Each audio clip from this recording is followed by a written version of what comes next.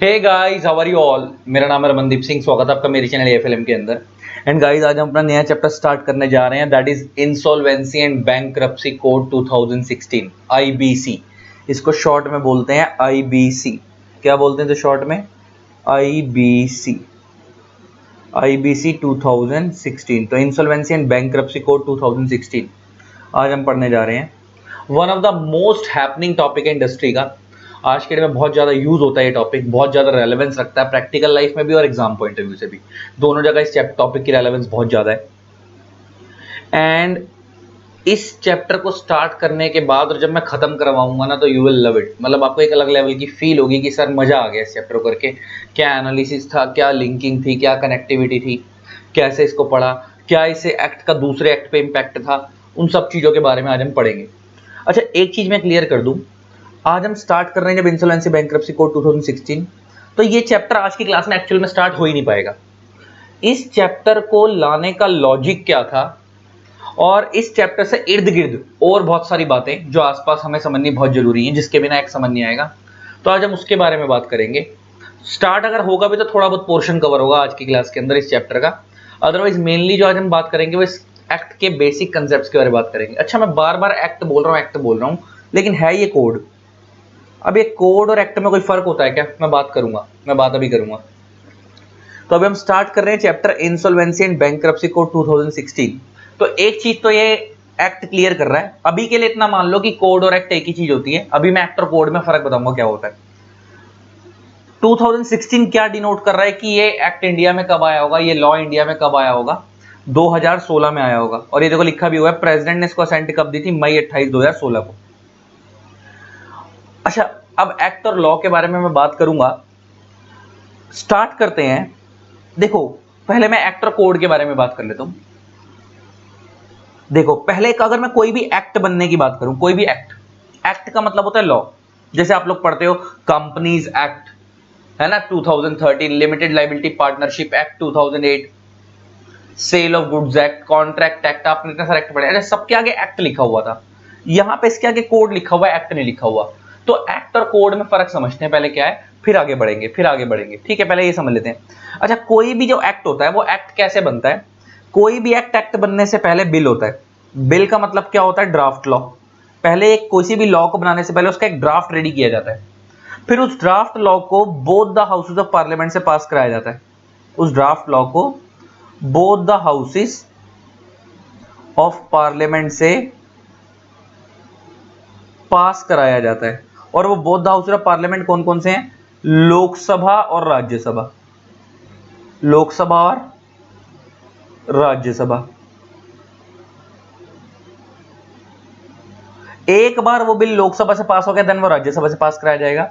एक बार वो बिल लोकसभा राज्यसभा दोनों से पास हो गया, देन उसके बाद प्रेसिडेंट ऑफ इंडिया अपनी असेंट देंगे। प्रेसिडेंट ऑफ इंडिया क्या देंगे? अपनी असेंट। असेंट का मतलब होता है कंसेंट, सहमति देना। सहमति देना। उस बिल के ऊपर अपने साइन कर देंगे। जैसे ही वो उसके ऊपर अपने साइन करेंगे, then that bill becomes act. उसके बाद वो बिल क्या बन जाएगा? एक्ट। और जैसे ही वो एक्ट बन गया, इसका मतलब वो लॉ बन गया। तो इसका नॉर्मली एक्ट कैसे बनता है, पहले हमने ये समझा कि कोई भी एक्ट बनने से पहले बिल होता है, उसके बाद उसको both the house of parliament से पास कराया जाता है, देन उसके बाद प्रेसिडेंट ऑफ इंडिया अपनी असेंट देते हैं। जैसे वो प्रेसिडेंट ऑफ इंडिया अपनी असेंट देंगे, उसके बाद बिल एक्ट बन जाएगा, उसके बाद वो लॉ बन गया। मगर अब एक्ट और कोड में क्या फर्क होता है ये समझते हैं। कोड भी इसी तरीके से पास होता है, कोड को भी पास कराने का सेम तरीका होता है। पहले वो बिल होगा, फिर both the house of parliament से पास कराया जाएगा, फिर प्रेसिडेंट असेंट देंगे, उसके बाद वो एक्ट बन जाएगा, मतलब वो कोड बन जाएगा। तो बच्चा बोलता है एक्ट और कोड में फर्क क्या है? अब मैं समझना बड़े भान से क्या बताने जा रहा हूं। एक्ट और कोड में क्या डिफरेंस है, जरा लिखना। एक्ट तो एक्ट और कोड में क्या फर्क होता है, बड़े ध्यान से सुनना। अच्छा, जब मान लो जैसे इंडिया में पहले कंपनीज एक्ट 1956 था, कंपनीज एक्ट 1956 था, उसको हटाकर कौन सा लेकर आए थे? कंपनीज एक्ट 2013 लेकर आए थे। मतलब जब एक लॉ हटा और उसके बदले एक ही लॉ आया, एक लॉ हटा और उसके बदले एक ही लॉ आया, देन दैट इज एक्ट। मतलब बेसिकली एक्ट और कोड में फर्क ये होता है कि आपका या तो देखो, जब फर्स्ट टाइम कोई नया लॉ इंडिया में आ रहा है तो वो एक्ट की फॉर्म में आएगा, या कोई ऑलरेडी बना हुआ लॉ है और उसको हटाकर कोई दूसरा नया लॉ लाया जा रहा है तो भी वो एक्ट है। लेकिन अगर कई सारे लॉ को हटाकर एक नया लॉ बनाया जा रहा है, दैट इज कोड। तो कोड एक्ट में फर्क समझ आया। तो code is a consolidating law, मतलब ये एक एक्ट को हटाकर नहीं आता, ये कई सारे एक्ट को हटाकर इंडिया में आता है। मतलब इससे पहले इंडिया में 4 5 6 एक्ट थे मान लो, जो एक अलग अलग मैटर में डील करते हैं, उन सबको हटाकर एक ही लॉ बना दिया, दैट इज कोड। अच्छा एक बात बताओ, जिसका बेस्ट एग्जांपल अगर मैं तुम्हारे से लेके बात करूं, तुम्हारे को नीचे की तरफ दिखाता हूं, तो मैं थोड़ा सा नीचे की तरफ लेके चलता हूं। इंडिया में ना इंसॉल्वेंसी और बैंकरप्सी के मैटर्स को डील करने के लिए एक प्रेसिडेंसी टाउन्स एक्ट था, एक सीका एक्ट था, ये प्रोविंशियल इंसॉल्वेंसी एक्ट था, ये बड़े सारे एक्ट थे। इन सबको हटाकर, अच्छा इनको तो हटा दिया, और कुछ एक्ट ऐसे जैसे कंपनी एक्ट हो गया, एलएलपी एक्ट हो गया, इनको हटाया नहीं गया, इनको अमेंड करा गया, इनको अमेंड करा गया। तो इसका मतलब कुछ एक्ट को टोटली हटा दिया और कुछ एक्ट के प्रोविजंस को कुछ अमेंड करके यहां पे ले आए। इसका मतलब जब इतने सारे लॉ में इंपैक्ट डालकर सबकी जगह पे एक ही लॉ बनाया गया, उसे हम बोलते हैं कोड। तो code is a consolidating law, code is a consolidate. लेकिन यहां पे क्या हो रहा है, कंपनी एक्ट एक ही कंपनी एक्ट था, उसको हटाकर एक ही लॉ आया, तो मतलब इसका इंपैक्ट एक ही लॉ पे पड़ा, एक को हटाया दूसरा आ गया। लेकिन यहां पे क्या हो रहा है, इस लॉ को लाने की वजह से कई लॉ हट गए पूरे ही, और कई लॉ में अमेंडमेंट आ गई इसकी वजह से, तो इसे हम बोलते हैं कोड। ऐसे एक्ट को हम क्या बोलते हैं, कोड। तो उनसे पूछे कोड क्या है, code is a consolidating law, जो कई लॉ को जोड़ के बनता है, जो कई लॉ को जोड़ के बनता है। तो कोड क्यों आया, वक्त समझ आ गया। सिर्फ कोड कहने को कोड है, अल्टीमेटली है ये लॉ ही, एक्ट ही है एक किस्म से, बनता हुआ पार्लियामेंट के रूट से, ये सेम रूट वही सिस्टम फॉलो होता है। लेकिन इसे कोड नाम क्यों देते हैं, उसके लॉजिक समझा दिया तुम्हारे को, उसका मैंने लॉजिक समझा दिया। अभी भी इस चैप्टर को मैं स्टार्ट नहीं कर रहा हूं, मतलब अभी बुक से स्टार्ट नहीं कर रहा हूं, अभी इसको समझाने से पहले अभी कुछ और बातें करता हूं। अच्छा ये जो हम इंसॉल्वेंसी शब्द यूज करते हैं, या ये जो हम बैंकरप्सी शब्द यूज करते हैं, कि हम बोलते हैं ना कई बार ये बंदा बैंकरप्ट हो गया, हम बोलते हैं ना कि ये बंदा, अच्छा बैंकरप्ट का मतलब क्या है, कंगला हो गया। कंगला हो गया मतलब वो पैसे नहीं चुका पाया, तो बैंक ने उसे, कोर्ट ने उसे बैंकरप्ट डिक्लेयर कर दिया, इंसॉल्वेंट डिक्लेयर कर दिया। तुमने कभी सुने होंगे शब्द इंसॉल्वेंट डिक्लेयर होना, बैंकरप्ट डिक्लेयर होना, तो नॉर्मली तुम ये शब्द सुनते होगे। अब क्या होता है, बड़ा ध्यान से सुनना। अच्छा कई बार हम लोग बोलते हैं कि कोई बंदा इंसॉल्वेंट कब होता है, हम कई बार बोलते हैं ना कि मान लो वो कंपनी इंसॉल्वेंट हो गई थी इसलिए वो कंपनी बंद हो गई, हम बोलते हैं मान लो कंपनी एक्स लिमिटेड, हम बोलते हैं कि वो कंपनी इंसॉल्वेंट हो गई थी इसलिए वो कंपनी बंद हो गई। जब हम बोलते हैं इंसॉल्वेंट हो गई थी, इंसॉल्वेंट का मतलब क्या होता है, जब हम बोलते हैं कि वो कंपनी इंसॉल्वेंट हो गई, तो इंसॉल्वेंसी का मतलब क्या होता है। तो बहुत सारे टीचर पता है क्या सिखाते हैं, इंसॉल्वेंसी का मतलब होता है liability exceed over assets, liability exceed over assets.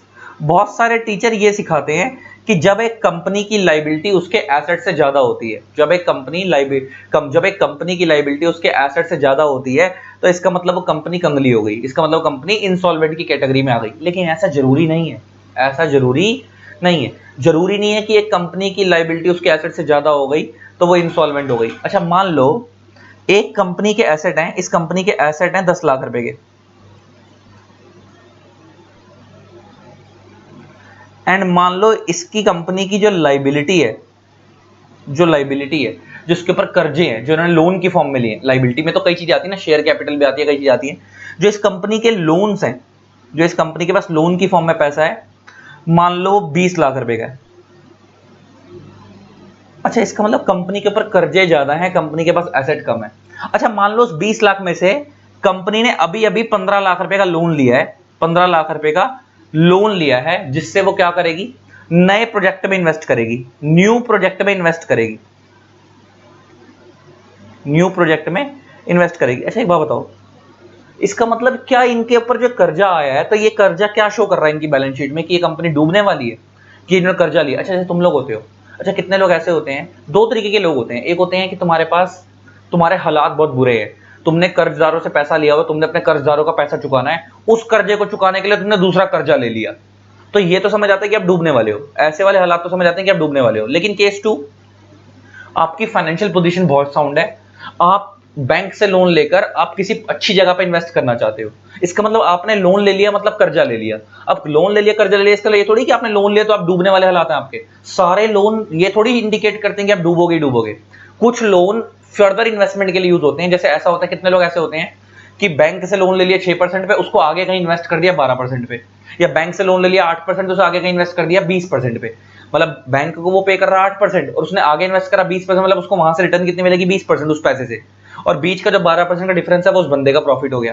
तो उसका यहाँ पे जो उसने लोन लिया, उसका लोन ये इंडिकेट नहीं कर रहा कि वो बंदा डूबने वाला है, यहाँ पे उसका लोन उसकी ग्रोथ दिखा रहा है कि वो लोन से उस पैसे को आगे इन्वेस्ट कर रहा है। लेकिन कुछ लोन ऐसे होते हैं जो बंदा लेता है, अच्छा हमने लोन लिया, फॉरेन ट्रिप पे घूमने चले गए, हमने लोन लिया, हम फॉरेन ट्रिप पे घूमने चले गए, हम इधर उधर ऐश मारने चले गए, हम घूम रहे हैं फिर रहे हैं, उसको पर्सनल पैसों में अय्याशी में उड़ा दिया पैसे को। ऐसे बंदे डूबते हैं, ऐसे बंदे डूबते हैं। तो एक चीज समझ आती है कि अगर आपकी लाइबिलिटी एसेट से एक्सीड कर रही है, आपने लोन लिया, आपके एसेट कम है, आपकी लाइबिलिटी ज्यादा है, आपने लोन लिया, कर्जा लिया, आपकी लाइबिलिटी एसेट से एक्सीड कर रही है, तो सारे लोन ये इंडिकेट नहीं करते कि आप डूबोगे। उसमें क्या चीज ध्यान रखनी है, लाइबिलिटी एक्सीड ओवर एसेट। कुछ लोन ऐसे भी होते हैं कि आपकी लाइबिलिटी एक्सीड कर गई, लेकिन वो आपके बेनिफिट के लिए लिए गए हैं। लेकिन साथ में अगर एक कंडीशन और पूरी हो जाए, liability exceed over asset plus unable to pay the debt, unable to pay the debt. अगर कोई कंपनी के पास लाइबिलिटी ज्यादा है, एसेट कम है, और उसका सब कुछ बिक चुका है, उसके पास कुछ चुकाने को है ही नहीं, तो इसको हम बोलते, इस सिचुएशन को हम बोलते हैं कि इसका मतलब वो अनेबल टू पे हो गई, अब वो इंसॉल्वेंट वाली कैटेगरी में आ गई। जैसे एग्जांपल लेके बात करें, मान लो एक कंपनी एक्स लिमिटेड, इसकी 10 लाख की इसके ऊपर लाइबिलिटी है जिसने लोगों को चुकानी है, और इसके पास जो टोटल में एसेट्स हैं वो 6 लाख रुपए के हैं।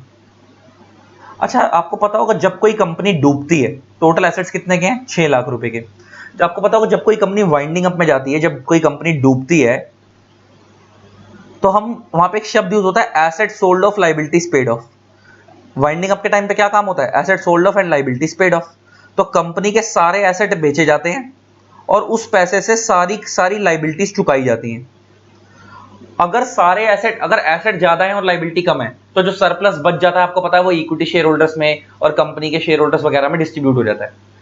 अगर लाइबिलिटी ज्यादा है, एसेट कम है, तो फिर बात ही खत्म हो गई। फिर तो आपको पता होगा, जब आपने सुना होगा कभी अकाउंट्स के अंदर, कभी आपके टीचर्स ने कराया हो कि जब कोई कंपनी डूबने वाली होती है, सबसे पहले पेमेंट सिक्योर्ड क्रेडिटर्स को मिलती है, फिर अनसिक्योर्ड क्रेडिटर्स को मिलती है, शेयर होल्डर्स को तो सबसे लास्ट में मिलती है, आपने सुना होगा। तो इसका अगर कंपनी की लाइबिलिटी ज्यादा और एसेट कम है, तो इसका सबसे पहले पेमेंट तो 6 लाख में से, अगर एसेट जब 6 लाख के बेचे जाएंगे, तो सबसे पहले तो जो लाइबिलिटी चुकाई जाएगी वो क्रेडिटर्स की चुकाई जाएगी। लास्ट में कुछ बचेगा तो किसको मिलेगा, शेयर होल्डर्स को मिलेगा। इसका मतलब ये जो सिचुएशन है, यहाँ पे ऐसे हालात बन चुके हैं कि लाइबिलिटी ज्यादा एसेट कम है, अगर हम सब कुछ बेच भी देंगे तो स्टिल कितने की डेफिशिएंसी रह जाएगी, 4 लाख रुपए की डेफिशिएंसी रह जाएगी। अगर हम सब कुछ बेच भी देंगे तो कितने की डेफिशिएंसी रह जाएगी, ₹4 लाख की डेफिशिएंसी रह जाएगी। 4 लाख कैसे आगे समझ आ गया ना, 10 लाख माइनस 6 लाख, 10 लाख की लाइबिलिटी है, 6 लाख के एसेट है, तो सारे एसेट बेच भी देंगे तो हम कितने का कर्जा चुका पाएंगे, उससे 6 लाख का कर्जा चुका पाएंगे, 4 लाख का कर्जा तो स्टिल पेंडिंग रह जाएगा। तो ऐसे केस में क्या होगा कि जब सब कुछ होगा तो उसके बाद कोर्ट क्या देखेगा। अच्छा, वैसे मैं कोर्ट बोलो, लेकिन कंपनी लॉ के मैटर को कौन देखता है, एनसीएलटी। यहाँ पे जो कोर्ट है उसका नाम क्या है, एनसीएलटी, नेशनल कंप्यूटर ट्रिब्यूनल। तो इंसॉल्वेंसी बैंक्रप्सी कोड में भी जो मैटर देखता है वो कौन देखता है, एनसीएलटी। तो अब एनसीएलटी के पास ये मैटर जाएगा तो एनसीएलटी क्या करेगा, उसको एनसीएलटी हालात देखेगा कि भाई इस कंपनी के पास तो हालात ही नहीं है जिंदा रहने वाले, इसकी लाइबिलिटी ज्यादा है, एसेट कम है, सब कुछ बेचने के बाद भी इसके पास कुछ बचा ही नहीं है। तो ऐसे केस में कोर्ट इस कंपनी को क्या कर देगा, डिसॉल्व कर देगा। ऐसे केस में कोर्ट इस कंपनी को क्या कर देगा, डिसॉल्व कर देगा, खत्म कर देगा, और डिसोल्यूशन का ऑर्डर पास कर देगा, और आरओसी के रिकॉर्ड से उस कंपनी का नाम काट दिया जाएगा। आरओसी के रिकॉर्ड से उस कंपनी का नाम काट दिया जाएगा। इसका मतलब इससे एक चीज क्लियर हो रही है कि यहां जो सिचुएशन है, यहां पे देख के लग रहा है कि लाइबिलिटी एसेट से एक्सीड भी कर रही है, प्लस कंपनी यहां पे अनएबल टू पे भी हो गई थी। क्या हो गई थी, अनएबल टू पे। तो ऐसे केस में हम बोलते हैं कि कंपनी इंसॉल्वेंट हो गई।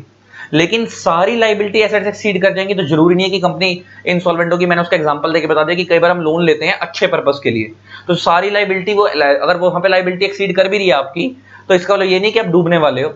वहां पे हो सकता है फ्यूचर ग्रोथ के लिए, फ्यूचर इन्वेस्टमेंट के लिए उस पैसे को लगा रहे हैं, तो हो सकता है आप ना डूबो। लेकिन अगर ऐसी सिचुएशन बन जाती है आपकी कि लाइबिलिटी इतनी ज्यादा हो गई, एसेट इतने कम है कि सब कुछ बेचने के बाद भी आप सारे कर्जे नहीं चुका पाओगे, तो देन दैट इज कॉल्ड क्या, इंसॉल्वेंसी वाली सिचुएशन। इसके बाद कंपनी को बंद करा दिया जाएगा। तो व्हाट इज इंसॉल्वेंसी, अब आपको समझ आ गया।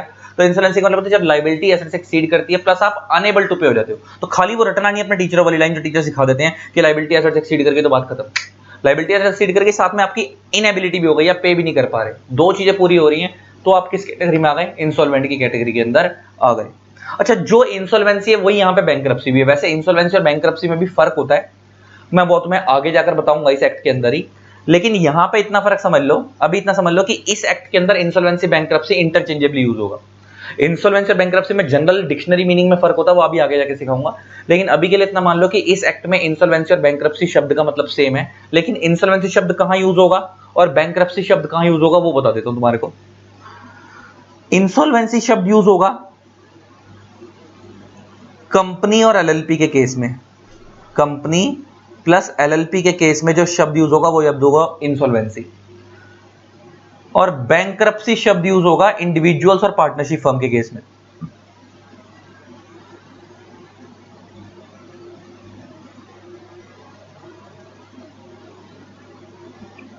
इंडिविजुअल्स प्लस पार्टनरशिप फर्म की, ये एक्ट सब पे लगता है। ये जो एक्ट है इंसॉल्वेंसी बैंकरप्सी कोड सब पे लगता है, इंडिविजुअल्स पे, कंपनीज पे, एलएलपीज पे, पार्टनरशिप फर्म्स पे, सब पे लगता है। अभी हम पढ़ेंगे कहां कहां लगता है।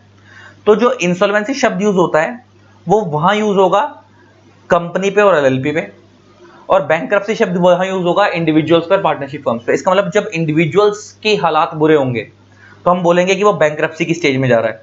किसी पार्टनरशिप फर्म के हालात बुरे होंगे, वो कर्जा नहीं चुका पा रही, तो हम बोलेंगे वो बैंकरप्सी की स्टेज पे जा रही है। किसी कंपनी के हालात बुरे होंगे और वो कर्जा नहीं चुका पा रही, तो हम बोलेंगे वो इंसॉल्वेंसी की स्टेज पे जा रही है। तो हम बैंकरप्सी नहीं बोलेंगे तो क्या बोलेंगे? इंसॉल्वेंसी। सिर्फ शब्द यूज करने का फर्क हो गया, मतलब दोनों का सेम ही है इस एक्ट के अंदर।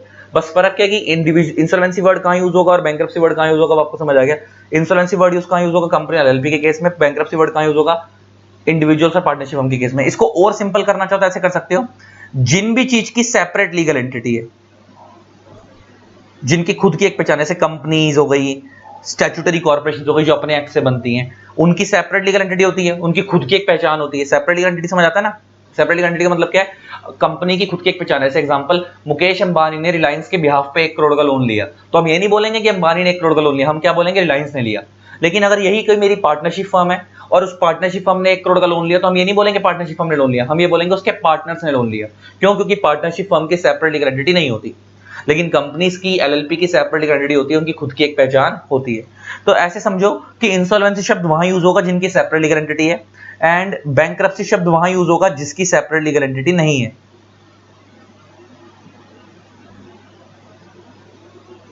एंटिटी नहीं है। तो इंसॉल्वेंसी और बैंकरप्सी शब्द में फर्क क्लियर हो गया। तो अब तुम्हारे को इस चैप्टर का मतलब क्लियर हो गया, इंसॉल्वेंसी एंड बैंकरप्सी कोड 2016। मैंने शब्दों का मतलब समझा दिया, अभी तुम्हारे को समझाया नहीं कि एक्ट क्या है, ये किस चीज में डील करेगा। मोटा मोटा आपको वो समझ आ गया कि ये किसी इंडिविजुअल की, किसी कंपनी की, किसी पार्टनरशिप फर्म की, किसी एलएलपी की इंसॉल्वेंसी में डील करेगा, बैंकरप्सी में डील करेगा, उसको बंद कराने में हेल्प करेगा, उनको बंद कराने में हेल्प करेगा ये एक्ट। ठीक है, अब हमने इंसॉल्वेंसी बैंकरप्सी शब्द का मतलब समझ लिया। ये इंसॉल्वेंसी शब्द कब यूज होगा, बैंकरप्सी शब्द कब यूज होगा, इंसॉल्वेंसी का मतलब क्या होता है वो समझ लिया, है ना। और हमने कोड का मतलब कहता है समझ लिया। अब दो शब्द और समझ लो, ये जो बार बार यूज हो रहे हैं, वाइंडिंग अप और डिसोल्यूशन। अभी मैंने एक जिक्र करा था ना ऊपर, वाइंडिंग अप और डिसोल्यूशन। वाइंडिंग अप और डिसोल्यूशन में क्या फर्क होता है, अब ये समझ लो। बहुत सारे लोगों को ना ये टर्म सेम लगती है। मैंने तुम्हारे को पहले ही बोला कि मैं अभी एक्ट स्टार्ट ही नहीं कर रहा, अभी एक्ट से जुड़ी हुई इर्द गिर्द जो चीजें हैं उनको समझा रहा हूं, ताकि जब मैं इस एक्ट को स्टार्ट करूं, हम जब क्या बोलते हैं उसको, टेक ऑफ करें, है ना, जब अपनी फ्लाइट स्टार्ट करें, तो उससे पहले पहले सारी की सारी चीजें हम समझ लें, उससे पहले पहले सारा का सारा बेस अपना रेडी कर लें। तो वाइंडिंग अप और डिसोल्यूशन में फर्क क्या होता है, सुनना पड़ ध्यान से, लिखो। Winding up is the process of dissolving the company. क्योंकि बहुत सारे लोगों को ना सेम लगता है कि वाइंडिंग अप और डिसोल्यूशन मतलब एक ही चीज है, वाइंडिंग अप और डिसोल्यूशन का मतलब एक ही चीज है, लोगों को ही लगता है, लेकिन ऐसा नहीं है। लिखो, winding up is the process of dissolving the company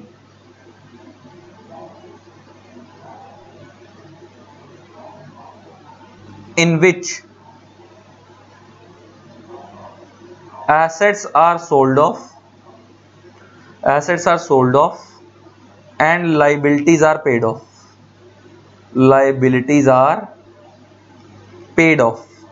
तो वाइंडिंग अप एक प्रोसेस है जहां पे एसेट्स बेचे जाते हैं और लाइबिलिटीज चुकाई जाती हैं, उस एसेट्स के पैसे से लाइबिलिटीज चुकाई जाती हैं।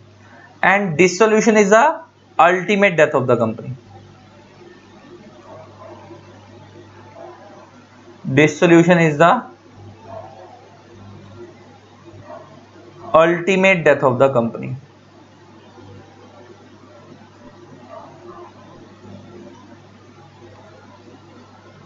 तो winding up is the process of dissolving the company and dissolution is the ultimate death of the company. अब फर्क क्या होता है मैं तुम्हें समझाता हूं। अच्छा, मान लो कोई कंपनी है एक्स लिमिटेड, वही वाला एग्जांपल लेके चल रहे हैं।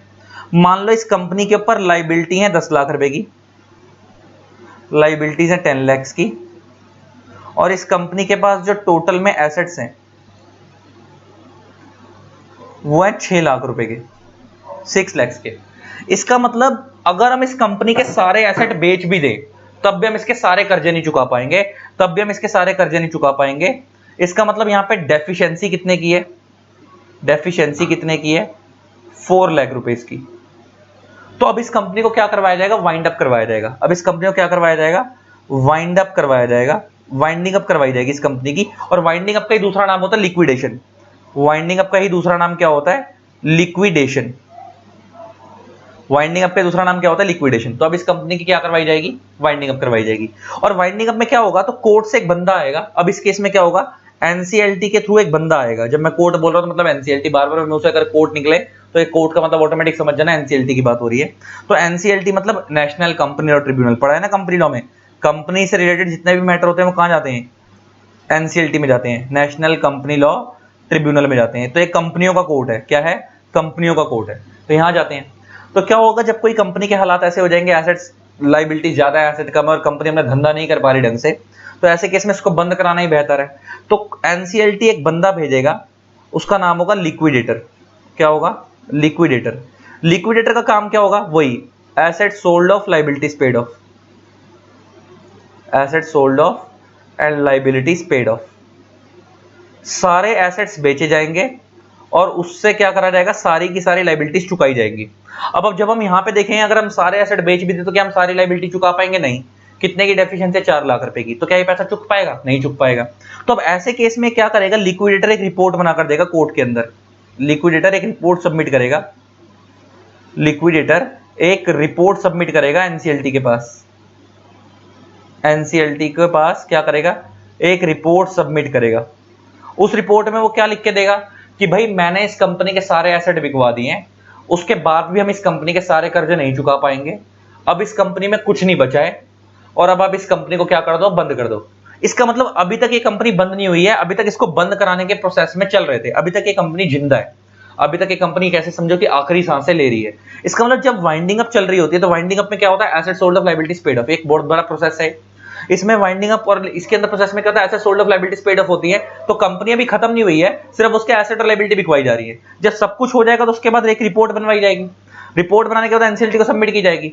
अब जब एनसीएलटी देखेगा कि भाई इस कंपनी के अंदर कुछ भी नहीं बचा, कंपनी खत्म हो चुकी है, तो अब क्या करेगा, एनसीएलटी एक ऑर्डर पास करेगा और उस ऑर्डर के अंदर वो एक सर्टिफिकेट पास, ऑर्डर पास करेगा कि इस कंपनी को डिसॉल्व कर दिया जाए, डिसॉल्व कर दिया जाए, कि इस कंपनी को बंद करवा दिया जाए।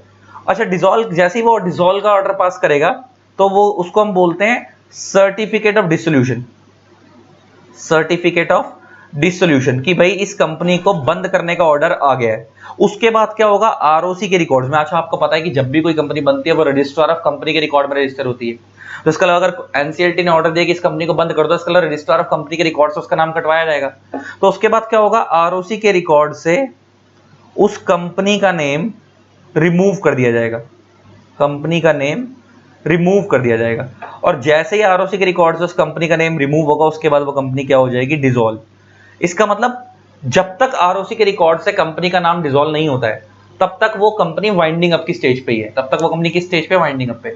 एक बार उस कंपनी का नाम आरओसी के रिकॉर्ड से हट गया, उसके बाद वो कंपनी क्या हो जाएगी, डिसॉल्व। तो इससे एक चीज क्लियर हुई, क्या हुई, कि winding up is the process of dissolving the company and dissolution is the ultimate death of the company. Winding up में कंपनी खत्म नहीं होती है, मरने वाले हालात पे होती है। अच्छा, मीनवाइल मान लो वाइंडिंग अप का टाइम है और मीनवाइल कंपनी को किसी अच्छी जगह से फंडिंग मिल जाए, कोई लोन दे दे बंदा, कोई सपोर्ट कर दे, तो क्या कंपनी बच सकती है, यस बच भी सकती है। इसका मतलब वाइंडिंग अप पे भी जिंदा होने के चांस हैं, अभी वो रिवाइव कर सकती है, ग्रो कर सकती है वापस। लेकिन एक बार कंपनी डिसॉल्व हो गई, उसका नाम आरओसी के रिकॉर्ड से कट गया, तो अब क्या बात ही खत्म, अब तो बात ही खत्म, अब तो भाई स्वाहा हो गया। तो जस्ट लाइक वैसे ही है, जैसे एक बंदा मरने वाला होता है तो वेंटिलेटर पे है, तो हो सकता है उसमें सांस आ जाए, हो सकता है वो जी जाए, हो सकता है उसमें सांस ना आए, वो स्वाहा खत्म हो जाए। इसका मतलब वाइंडिंग अप वेंटिलेटर वाली स्टेज है, वो बच भी सकता है, नहीं भी। एक बार वो बंदा खत्म हो गया मतलब वो डिसॉल्व हो गया। तो सेम यहाँ पे हालात हैं कि वाइंडिंग अप यहाँ पे जो कंपनी की है वो मरने वाली कगार है, लेकिन अभी कंपनी मरी नहीं है। वाइंडिंग अप में कंपनी बिजनेस कर रही होती है और डिसोल्यूशन वाला कंपनी का धंधा बंद हो गया, ताला लग गया। अच्छा एक बात बताओ, किसी बंदे की दुकान है, ध्यान से सुनना मैं क्या बोल रहा हूँ, गली मोहल्ले में किसी बंदे की दुकान होती है। अच्छा, वो दुकान में अगर वो बंदा लॉसेज में चल रहा है, उसके पास कर्जे हो गए हैं, उसके सर पे बहुत कर्जे हो गए हैं, वो सब कुछ बेच भी देगा, अपने सारे एसेट बेच भी देगा, तब भी वो कर्जे नहीं चुका पाएगा। इसका मैं कह सकता हूँ कि वाइंडिंग अप वाले कगार पे आ गया, वो वाइंडिंग अप वाले कगार पे आ गया। लेकिन क्या उसने दुकान बंद कर दी, ताला लगा दिया, ये दुकान पे धंधा कर रहा है, साथ साथ कर रहा है। हाँ, एक बार जब वो सारे कर्जे नहीं चुका पाएगा, आप उसको अपनी दुकान भी बेचनी पड़ गई, तो उसके बाद दुकान पे भी ताला लग गया तो बात खत्म हो जाएगी। इसका मतलब तब वो डिसॉल्व माना जाएगा। इसका मतलब सेम यहाँ पे है। तो आज के तुमसे कोई पूछे वाइंडिंग अप और डिसोल्यूशन फर्क होता है, तो क्या बोलोगे? यस, फर्क होता है। Winding up is the process of dissolving the company and dissolution is the ultimate death of the company. ये लास्ट स्टेज होती है कंपनी की, क्या है? लास्ट स्टेज है। इसके बाद कंपनी में कुछ नहीं बचा। अच्छा, बहुत सारे बच्चों से जब मैं क्लास में पूछता था ना, तो पता है उनके टीचरों ने गलत सिखाया उनको, अकाउंट्स के टीचरों ने। कहता है सर हमारे अकाउंट्स वाले टीचर ने सिखाया था कि वाइंडिंग अप शब्द यूज होता है कंपनीज के लिए और डिसोल्यूशन शब्द यूज होता है पार्टनरशिप फर्म के लिए। भाई जिसने भी सिखाया ना गलत, क्योंकि तुम्हारे को पता होगा, तुम लोग 11वीं 12वीं पढ़ के आए होगे कि dissolution of partnership, dissolution of firm, तो वो एक शब्द है जो वहां यूज होते हैं, लेकिन ये नहीं है कि डिसोल्यूशन पार्टनरशिप की होती है, डिसोल्यूशन कंपनी की भी होती है। अब आपको समझ आ गया। वो गलत सिखाया उन टीचरों ने कि वाइंडिंग अप शब्द कंपनी के लिए यूज होता है, डिसोल्यूशन शब्द पार्टनरशिप के लिए यूज होता है। ऐसा कुछ नहीं है। आज के बाद दोनों ही शब्द कंपनी के लिए भी यूज होते हैं, वाइंडिंग अप और डिसोल्यूशन। लेकिन फर्क क्या मैं समझा दिया कि winding up is the process of dissolving the company and dissolution is the ultimate death of the company. ये एक प्रोसेस है और एक अलग स्टेज है जिसके बाद कंपनी समाप्त हो जाएगी। तो वाइंडिंग अप और डिसोल्यूशन फर्क समझ आ गया। अब मैं इस चैप्टर का बेस बनवाने जा रहा हूं, बड़े ध्यान से सुनना। अब इस चैप्टर की कनेक्टिविटी शुरू होगी कि अब हम समझेंगे कि इस एक्ट को लाया क्यों गया। अब हम समझेंगे कि इस एक्ट को लाया क्यों गया, अब वो समझेंगे। अब देखो मैं ये समझाता हूं कि एक्ट आया क्यों है। एक्ट आया क्यों है, इसके एक्ट के अंदर कितने सारी चीजों को जोड़ा गया और क्यों जोड़ा गया मैं समझाता हूं। देखो, दो तरीके की वाइंडिंग अप होती हैं। मैं तुम्हें अगर समझाऊं तो दो तरीके की वाइंडिंग अप होती हैं। मैं थोड़ा रेड कलर से करता हूं, थोड़ा ज्यादा बढ़िया लगेगा। दो तरीके की वाइंडिंग अप होती हैं। एक होती है वॉलंटरी वाइंडिंग अप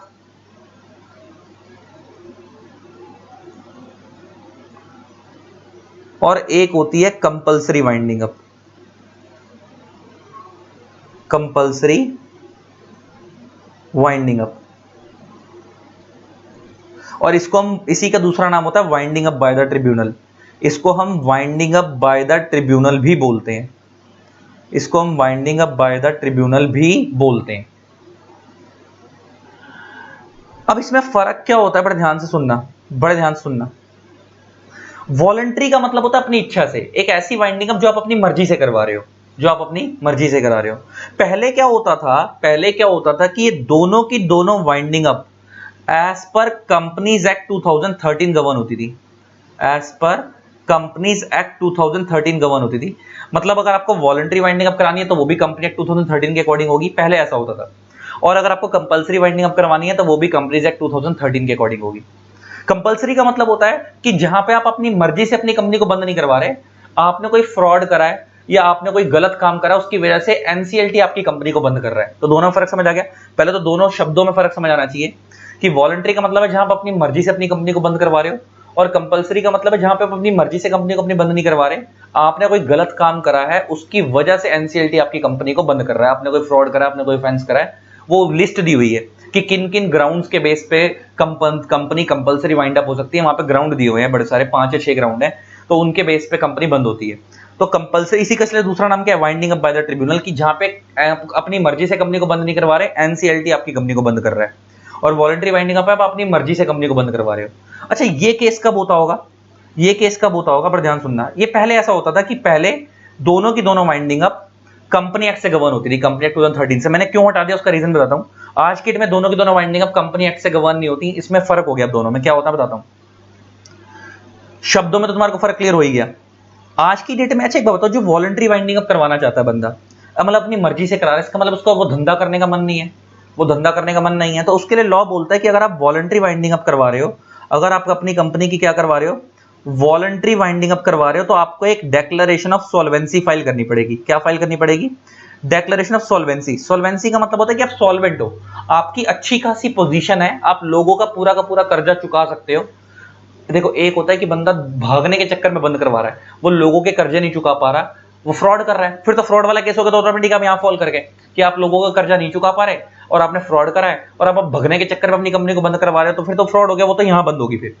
लेकिन अगर आपकी कंपनी प्रॉपर सॉल्वेंट है, आपके पास प्रॉपर पैसा है लोगों का चुकाने का, लेकिन स्टिल आप धंधा नहीं करना चाहते, तो आप वॉलंटरी वाइंड अप करवा सकते हो। तो आप क्या करवा सकते हो, वॉलंटरी वाइंडिंग अप। इसका मतलब वॉलंटरी वाइंडिंग अप में अच्छे लोग आते होंगे। अच्छे लोग मतलब वो लोग जिनके पास प्रॉपर पैसा है कंपनी को चलाने का, लेकिन वो स्टिल चलाना नहीं चाहते, वो सॉल्वेंट है, उन्होंने अगर कोई कर्जे ले भी रखे हैं तो वो कर्जा उतार सकते हैं, उन पे इतना पैसा है, लेकिन स्टिल वो कंपनी को चलाना नहीं चाहते, तो ऐसी वाइंडिंग अप को बोलते हैं वॉलंटरी वाइंडिंग अप। तो तुम्हें नहीं लगता कि ऐसी वाइंडिंग अप जल्दी, ऐसी कंपनी जल्दी बंद हो जानी चाहिए, इनको जल्दी बंद करने का मौका मिलना चाहिए? यस।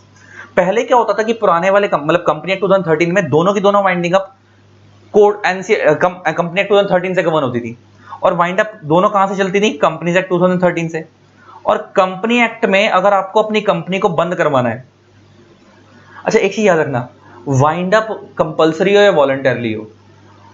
वॉलंटरली में आप अपनी मर्जी से बंद करवा रहे हो, अपनी मर्जी से मतलब asset sold off liabilities paid of अपनी मर्जी से कर रहे हो, और यहाँ पे कंपल्सरी वाइंडिंग अप का मतलब है कि यहाँ पे आपके asset sold off liabilities paid of आप खुद नहीं कर रहे, एनसीएलटी करवा रहा है। लेकिन अल्टीमेटली तुम्हें पता है वाइंडिंग अप प्रोसेस होता है, उसके बाद क्या होती है? डिसोल्यूशन। वाइंडिंग अप वॉलंटरी हो या कंपल्सरी हो, एक चीज याद रखनी है, डिसोल्यूशन हमेशा ऑलवेज एनसीएलटी करवाएगा। डिसोल्यूशन ऑलवेज कौन करवाएगा? एनसीएलटी, ऑलवेज एनसीएलटी करेगा। कंपनी को बंद हमेशा कौन करेगा? एनसीएलटी।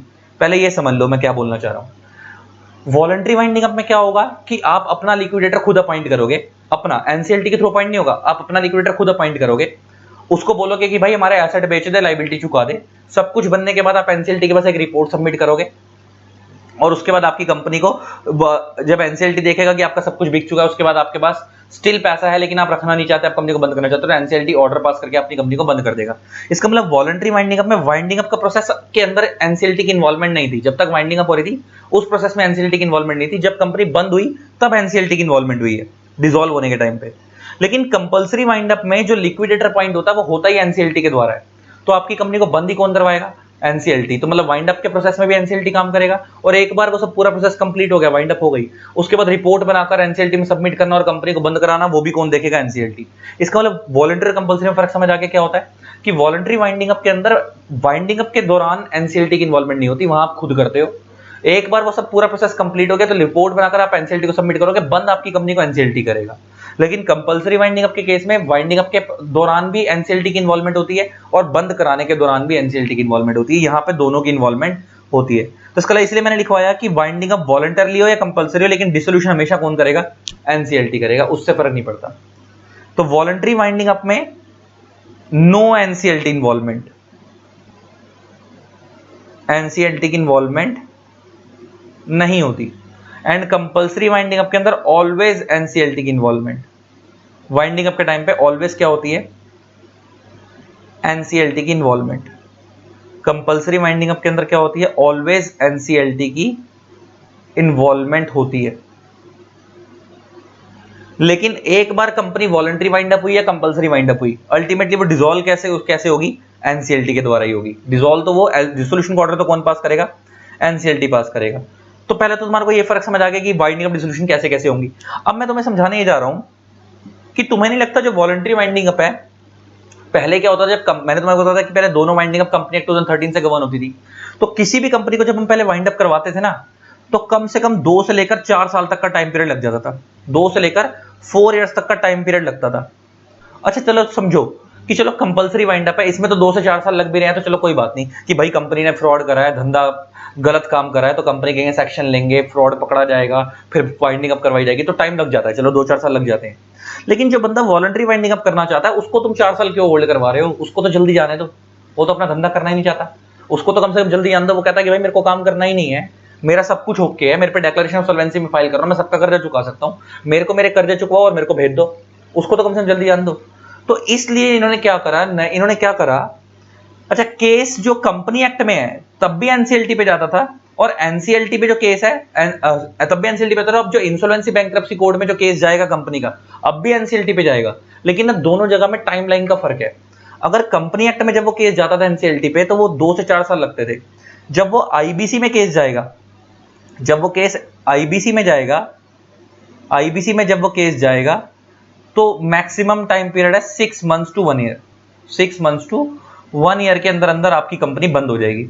ये मैक्सिमम टाइम पीरियड है। अभी डिटेल में तो बताऊंगा कितने कितने डेज होते हैं, आगे जाके पढ़ेंगे, लेकिन मोटा मोटा रफली 6 महीने से 1 साल के अंदर अंदर कंपनी बंद हो जाएगी। तो अब इन्होंने क्या करा, क्योंकि ये ऐसी दिक्कत हो गई, तो अब इन्होंने क्या करा कि इनको ये समझ आ गया कि भाई वॉलंटरी वाले को तो कम से कम जल्दी जाने दो, कंपल्सरी वाले को नहीं भी जल्दी जाने दे रहे तो कोई बात नहीं। तो इसके बाद इन्होंने क्या करा कि वॉलंटरी वाइंडिंग अप को कंपनीज एक्ट से ओमिट कर दिया, हटा दिया, एंड आईबीसी 2016 के अंदर इनकॉर्पोरेट कर दिया। तो इसका मतलब इन्होंने अब क्या करा, वॉलंटरी वाइंडिंग अप के प्रोविजंस कंपनी एक्ट से हटा दिए, आईबीसी में ऐड कर दिए। क्यों? तो कि इनको जल्दी जाने का मौका मिलना चाहिए। लॉजिक समझ आ गया तुम्हारे को, सेंस बनती है ये।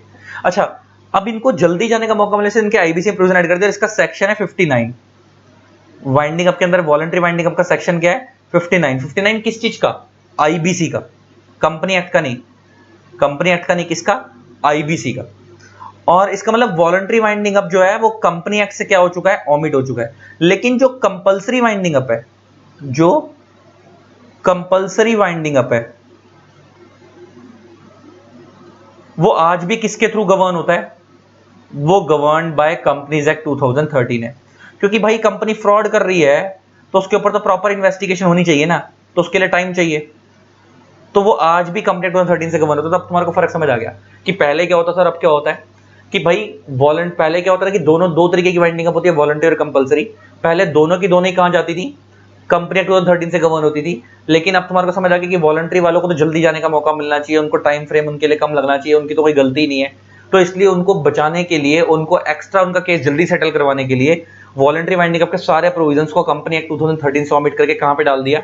इंसॉल्वेंसी बैंक्रप्सी कोड 2016 में डाल दिया। और इसका मतलब आज के डेट में वॉलंटरी वाइंडिंग अप अगर कोई कंपनी करवाना चाहती है, अपनी कंपनी को खुद बंद करवाना चाहती है, तो वो कंपनी एक्ट से बंद नहीं करवाएगी। कहां से करवाएगी? आईबीसी 2016 के अकॉर्डिंग बंद करवाएगी। लेकिन अगर वो कंपनी फ्रॉड करती है तो उसको कंपल्सरी वाइंड अप करवाया जाएगा। तो वो आज भी किससे होगा? कंपनीज एक्ट 2013 से होगा। कंपनी एक्ट 19 वो इंसॉल्वेंसी बैंक्रप्सी को 2016 से नहीं होगा।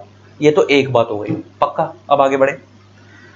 ये एक केस है। अब हम क्या पढ़ रहे हैं? हम रीजन समझ रहे हैं कि इंसॉल्वेंसी बैंक्रप्सी कोड क्यों लाया गया। तो इसका पहला रीजन तो मैंने तुम्हारे को ये समझाया कि ये एक रीजन ये था कि वॉलंटरी वाइंडिंग अप के प्रोविजंस को सेपरेट करना था ताकि उनको जल्दी उनका केस सेटल हो। तो पहला रीजन ये था कि आईबीसी लाया क्यों गया। नेक्स्ट रीजन समझते हैं, रीजन टू समझते हैं क्या है। अच्छा एक बात बताओ, पहले क्या होता था? एक ग्राउंड होते थे, बड़े सारे ग्राउंड होते हैं, जैसे कंपल्सरी वाइंडिंग अप होता है ना। कंपल्सरी वाइंडिंग अप मैंने तुम्हारे को बताया कि कंपल्सरी वाइंडिंग अप कब होती है? कंपल्सरी वाइंडिंग अप कब होती है? जब कोई कंपनी फ्रॉड करती है। तो उसके लिए ना बड़े सारे ग्राउंड दिए हुए हैं, उसमें कंपनी लॉ में बड़े सारे ग्राउंड दिए हुए हैं कि मान लो उस कंपनी ने कोई फ्रॉड करा है, मान लो उस कंपनी ने इंडिया की सोवरेनिटी इंटीग्रिटी पे कोई इंपैक्ट करा है, इंडिया के कोई मान लो कोई बंदा सीबीआई के अंदर है और उस सीबीआई का सारा डेटा किसी बाहर की कंपनी को बेच दिया या इंडिया की किसी दूसरी कंपनी को बेच दिया, है ना। तो उसके लिए इंडिया के साथ उसने इंपैक्ट करा। तो और मान लो जिसने वो बंदे ने वो काम करा है वो खुद किसी कंपनी का डायरेक्टर है, तो उसकी कंपनी को बंद करवा दिया जाएगा। तो इसका मतलब कंपल्सरी वाइंडिंग अप कब होती है? जब आप कोई फ्रॉड करते हो, कुछ गलत काम करते हो, उसके बड़े सारे ग्राउंड दिए हुए हैं। तो उसमें ग्राउंड हुआ करता था पहले, अब वो ग्राउंड नहीं होता। उसका लॉजिक बताऊंगा। उसमें ग्राउंड हुआ करता था when a company is unable to pay the debts, when a company is unable to pay the debts। तो एक ग्राउंड होता था पहले, क्या? कंपल्सरी वाइंडिंग अप के अंदर एक ग्राउंड होता था। उसमें होता ना बड़े सारे ग्राउंड है जिसके बेस पे कंपनी को बंद कराया जाता था। आपके अगेंस्ट सेक्शन है तो उसमें ग्राउंड होता था पहले। एक ग्राउंड होता था, कौन सा? ये वाला, कि अगर कोई कंपनी अपने कर्जे नहीं चुका पा रही तो क्रेडिटर उस कंपनी के अगेंस्ट एक्शन लेकर उस कंपनी को बंद करवा सकता था। ये ग्राउंड होता था। भाई क्रेडिटर सीधे जाकर कोर्ट में ये बोल सकता था कि भाई इस कंपनी ने मेरे से कर्जा लिया था, ये कंपनी मेरा कर्जा नहीं दे रही, इसको बंद करवा दो। लॉ को लगा यार ये तो बड़ा इलॉजिकल है, कंपनी को बंद क्यों करवा दो? लॉ ने इस ग्राउंड को हटा दिया। यार अगर कोई कंपनी कर्जा नहीं दे पा रही, नहीं चुका पा रही, इसका मतलब कंपनी जरूरी थोड़ी है कि वो कंपनी गलत है, उसको कंपल्सरी वाइंड अप थोड़ी करवा दोगे। देखो एक होता है कि कंपनी जान के नहीं दे रही, वो फ्रॉड कर रही है, वो अलग बात है। एक होता है कि कंपनी ने एक्चुअल में लॉस सफर करा है और उसकी वजह से वो कर्जा नहीं चुका पा रही, तो आप उसको कंपल्सरी वाइंड अप करवा दोगे। पहले लोग करवाते थे। इसका मतलब ये अननेसेसरी टॉर्चर करने वाली बात हो गई। इसको तुम नॉर्मल एग्जांपल से समझो। अच्छा तुम्हारे पापा की दुकान है, तुम्हारे पापा ने किसी से 10 लाख रुपया कर्जा लिया हुआ है, तुम्हारे पापा 10 लाख रुपया कर्जा नहीं चुका पा रहे और सामने वाला दुकानदार, जो सामने वाला क्रेडिटर है, वो पापा को आकर ये बोले अगर तूने एक हफ्ते में पैसा नहीं दिया तेरी दुकान पे ताला लगवा दूंगा। क्या आपको चुभेगा? नहीं चुभेगा कि भाई तेरा मैं पैसा नहीं चुका पा रहा, मेरे को थोड़ा सा एक्स्ट्रा टाइम दे दे, मैं तेरा पैसा थोड़े टाइम बाद चुका दूंगा किसी तरीके से। तो ये कैसे बोल रहा है कि मैं तेरी दुकान पे ताला लगवा दूंगा? हमने उस दुकान को इतने टाइम से पैदा करके बड़ा करा, उसको खड़ा करा, उस दुकान को लोग अपना बच्चा समझते हैं ना, कि इसको जीरो लेवल से बिजनेस को स्टार्ट करके यहां तक लेके आए, और तू कैसे बोल रहा है कि मैं तेरी दुकान को बंद करवा दूंगा? मैं तेरा कर्जा नहीं चुका पा रहा, तू मेरे को थोड़ा सा टाइम दे दे, मैं कहीं से अरेंज करके तेरे को पैसा दे दूंगा, तो मेरे को टाइम मिलना चाहिए। ये थोड़ी कि आप मेरी कंपनी को बंद करवा दोगे, है ना। तो सेम मेरी दुकान को बंद करवा दोगे, तो सेम तरीका यहां भी है कि अगर कोई कंपनी पैसा नहीं चुका पाती थी तो उसका बेटर तरीका यह है कि उस कंपनी को रिवाइव करने का मौका मिलना चाहिए। रिवाइव मींस उसको वापस खड़ा होने का, अपने पैरों पे खड़ा होने का मौका मिलना चाहिए, उसको पैसा चुकाने के लिए टाइम पीरियड मिलना चाहिए। ये ना हो कि क्रेडिटर उस कंपनी के अगेंस्ट एक्शन लेकर उस कंपनी को बंद करवा दे, ऐसा नहीं होना चाहिए। तो पहले क्या होता था, जब कोई कंपनी पैसा नहीं चुका पाती थी, अनएबल टू पे डेट होती थी, उस कंपनी को हम बोलते थे सिक कंपनी। क्या बोलते थे? सिक कंपनी। अच्छा, सिक का मतलब क्या है? तुमने सिक शब्द सुना होगा ना, बीमार। जब कोई बंदा बीमार होता है तो हम बोलते हैं ना वो सिक हो गया है, हम बोलते हैं ना आई एम फीलिंग सिक, मैं बीमार फील कर रहा हूं। तो सिक कंपनी बोलते थे। सिक क्यों बोल रहे हैं? क्योंकि वो कर्जे नहीं चुका पा रही, तो वो कौन सी कंपनी है? सिक कंपनी है। तो पहले ऐसी कंपनियों को हम सिक कंपनी बोलते थे। तो इसके लिए ना इंडिया में एक एक्ट होता था सीका, इसके लिए इंडिया में एक्ट होता था सीका। सीका की फुल फॉर्म क्या थी? सिक कंपनीज। मैं तुम्हें लिखवा देता हूं, लिखो उस एक्ट की, वो मेरे को एग्जैक्ट का नाम नहीं याद आ रहा, मैंने लिखा हुआ था, मैं तुम्हें लिखवा देता हूं। इसके लिए इंडिया में एक एक्ट होता है सीका। सीका की फुल फॉर्म क्या? लिखो, sick industrial companies. Sick industrial companies special provisions act.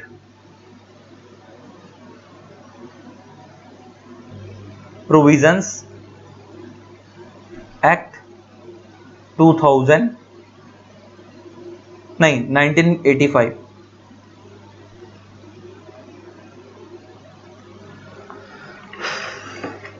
तो ये एक्ट होता था sick industrial company special provisions act 1985। इस एक्ट का रोल क्या होता था कि अगर कोई कंपनी पैसा नहीं चुका पा रही है और कंपनी डूबने वाले हालात में है, तो उसको रिवाइव करने की कोशिश की जाती थी। क्या होता था? रिवाइव। रिवाइव मींस उसको वापस उसके पैरों पे खड़ा करने की कोशिश की जाती है। रिवाइवल में क्या करते होंगे? उसको फंडिंग प्रोवाइड करवाते होंगे, या उस कंपनी को किसी बड़ी कंपनी से टेक ओवर करवा देते होंगे, ताकि कोई बड़ा ग्रुप उसको एक्वायर कर ले तो उसको फंडिंग मिल जाए। जैसे कितनी सारी तुमने देखी होंगी, कोई कंपनी डूब रही होती है, उसका ब्रांड अच्छा था लेकिन वो किसी समय की वजह से डूब रही है, लेकिन उसको किसी बड़े ब्रांड ने एक्वायर कर लिया ताकि वो बच गई, तो क्योंकि बड़े ब्रांड ने फंडिंग दे दी। तो जब अगर कोई, तो इस सीका एक्ट का ऑब्जेक्टिव क्या होता था कि अगर कोई कंपनी डूब रही है तो उसको डूबने से पहले उसे क्या करना जाए? रिवाइव करने की कोशिश की जाए, कि उसको वापस उसके पैरों पे खड़ा करने की कोशिश की जाए। उससे फायदा क्या होगा कि अगर वो कंपनी अपने पैरों पे खड़ा हो जाएगी तो उसने जितने भी कर्जदारों से पैसा ले रखा है वो उनका पैसा आराम से चुका पाएगी। किसी को बंद कराना इज नॉट एन ऑप्शन। अच्छा, तुमने किसी से कर्जा ले रखा है, तुम उस बंदे को मार दोगे, वो ज्यादा बेटर ऑप्शन है? उस बंदे को उसके पैरों पे खड़ा करने की, एस्टैब्लिश करने की कोशिश करो कि ये बंदा अगर अपने पैरों पे खड़ा हो जाएगा तो अपना कर्जा चुका देगा। हम कहते हैं ना कई बार कि अगर किसी से आपने पैसा लिया तो ये नहीं कि उसको मार दो, खत्म कर दो। मार दोगे तो पैसा वैसे ही मिलने का चांस खत्म हो गए। लेकिन अगर वो बंदा कभी जिंदगी में अपना बिजनेस ग्रो कर गया, वो खड़ा हो गया अपने पैरों पे, तो वो आपको आपका पैसा वापस कर देगा। तो सेम यही होता था। तो अगर कोई बंदा अनेबल टू पे डेट होता था तो उस कंपनी को बंद कराने से पहले क्या करवाया जाता था? सीका एक्ट में क्या करवाया जाता था? रिवाइव करवाया जाता था। सीका एक्ट में क्या करवाया था? रिवाइव। रिवाइव करवाने की कोशिश की जाती थी। अगर वो कंपनी रिवाइव हो जाती थी, अगर वो कंपनी रिवाइव हो जाती थी तो वेल एंड गुड, तो बात ही खत्म हो गई, बहुत बढ़िया, फिर तो अपना कर्जा आराम से चुका देगी। लेकिन अगर वो कंपनी रिवाइव नहीं हो पाई, किसी रीजन की वजह से उसको फंडिंग नहीं मिली, वो वापस रिवाइव नहीं हो पाई, अपने पैरों पे नहीं खड़ी हो पाई, तो उस कंपनी को वाइंड अप करवाया जाता था। वाइंड अप करवाया जाता था under companies act 2013। Under companies act 2013। तो इसका मतलब वो कंपनी जो है वो रिवाइव होती थी सीका एक्ट से, और अगर वो किसी रीजन की वजह से रिवाइव नहीं हो पाई तो वो बंद कहां पे होती थी? कंपनी एक्ट में। मतलब दो अलग अलग एक्ट फॉलो करने पड़ते थे। कितना कलेश है। अब इन्होंने इस प्रॉब्लम को सॉल्व कर दिया और अब इन्होंने क्या बना दिया? आईबीसी 2016 बना दिया। और अब उसको पता है अब क्या बोला गया? अच्छा, पहले तो वो बंदा क्या करता था, उस बंदे के पास, क्रेडिटर के पास चॉइस होती थी कि अगर कोई कंपनी कर्जा नहीं चुका पा रही है, तो कोई कंपनी कर्जा नहीं चुका पा रही है, सीधा उस कंपनी को बंद कराने के लिए केस कर दो। तो लॉ कहता है अब आप सीधा बंद कराने के लिए केस नहीं करोगे। कुछ क्रेडिटर अच्छे होते थे, कुछ क्रेडिटर बुरे होते थे। क्रेडिटर के पास दो रास्ते होते थे पहले, कि या तो उस कंपनी को बंद कराने के लिए केस फाइल कर दें, या उस कंपनी को रिवाइव करवाने के लिए केस फाइल कर दें। अगर रिवाइव नहीं हो पाई तो बंद कर देंगे, फिर तो वो एनसीएलटी बंद कर ही देगा उस कंपनी को, क्योंकि वो चल ही नहीं पाएगी। अब उन्होंने क्या करा कि वो क्रेडिटर का वो वाला राइट छीन लिया कि कंपनी अनेबल टू पे डेट हो गई है तो इस कंपनी को सीधा बंद कराने के लिए उनको केस फाइल कर दो। नहीं, अब लॉ क्या बोलता है, आईबीसी में क्या बोलता है, वो ग्राउंड को हटा दिया गया कि अगर कंपनी अनेबल टू पे हो गई तो इस कंपनी को बंद करा दो। अब क्या करा गया कि अगर कोई कंपनी अनेबल टू पे डेट हो गई है, अनेबल टू पे डेट हो गई है और वह नहीं चुका पा रही है, तो क्रेडिटर जो है वो उसको वाइंड अप करवाने के लिए केस नहीं करेगा, वाइंड अप के लिए केस नहीं करेगा, वो सिर्फ अपनी रिकवरी के लिए केस करेगा। रिकवरी करने के लिए केस फाइल करेगा, बस खत्म। और वो केस कहां पे होगा? आईबीसी 2016 में होगा। कहां होगा? तो आईबी 2016 में। इसका मतलब वो वाला प्रोविजन पहले कंपनी एक्ट में होता था, वो प्रोविजन को भी कहां डाल दिया? आईबीसी में। इसके बाद दो बातें हो गई। क्या कि पहले क्या होता था कि अगर कोई क्रेडिटर को पैसा नहीं मिलता था तो क्रेडिटर सीधा उस कंपनी को बंद कराने की बात करता था, है ना, अनेबल टू पे टू कंपनी, तो क्रेडिटर उस कंपनी को कंपलसरी वाइंड अप के ग्राउंड में बंद करवा देता था। लेकिन अब ऐसा नहीं है। लॉ कहता है अगर तुम्हारा पैसा कंपनी नहीं दे पा रही तो तुम उसको बंद नहीं करवाओगे, बंद करने के लिए केस नहीं करोगे, उसकी रिकवरी के लिए केस फाइल करो। तुम्हारे पैसे से मतलब है, तुम सिर्फ अपनी रिकवरी के लिए केस फाइल करो। अच्छा, रिकवरी कैसे होगी? कि कंपनी की पोजीशन ठीक होगी। तो अब जब वो केस आईबीसी में जाएगा, रिकवरी के लिए केस फाइल करेगा जब ये बंदा, तो अब क्या करा जाएगा? अब आईबीसी में ही उस कंपनी को क्या करवाया जाएगा? मान लो वो कंपनी एक्स लिमिटेड है तो उसको पहले रिवाइव करवाने की कोशिश की जाएगी, रिवाइव करवाने की कोशिश की जाएगी और इसको ग्रो करने की कोशिश की जाएगी ताकि ये पैसा चुका दे, और अगर ये कंपनी रिवाइव नहीं हो पाई तो इसको वाइंड अप यहीं करवा दिया जाएगा, आईबीसी के अंदर। वाइंड अप भी कहां करवा दिया जाएगा? आईबीसी में ही करा दिया जाएगा, आईबीसी के अंदर ही करा दिया जाएगा। कंपनी एक्ट में जाने की जरूरत नहीं है। क्या फर्क समझ आया कुछ? इसका मतलब पहले दो अलग अलग एक्ट फॉलो करने पड़ रहे थे कि अगर कोई कंपनी, तीन बातें यहां पे निकल के आ रही हैं। क्या कि पहले अगर कोई कंपनी, ये आईबीसी आने से पहले अगर कोई कंपनी क्रेडिटर को पैसा नहीं चुकाती थी तो क्रेडिटर के पास दो रास्ते होते थे, या तो उस कंपनी को सीधा बंद करवा दे, या उस कंपनी को पास अपने पैसा रिकवरी के लिए केस फाइल करे उस कंपनी के अगेंस्ट और उसका रिवाइवल करवाए, और रिवाइव हो गई तो वेल एंड गुड, वरना वो कंपनी बंद होगी। अब क्या हो गया क्रेडिटर के, और वो जब रिवाइवल के लिए जाती थी तो वो कहां जाती थी? सीका एक्ट में, और रिवाइव हो गई तो वेल एंड गुड, नहीं तो अगर वो बंद होगी तो वो कहां होती थी? कंपनी एक्ट में। पहले ऐसा होता था।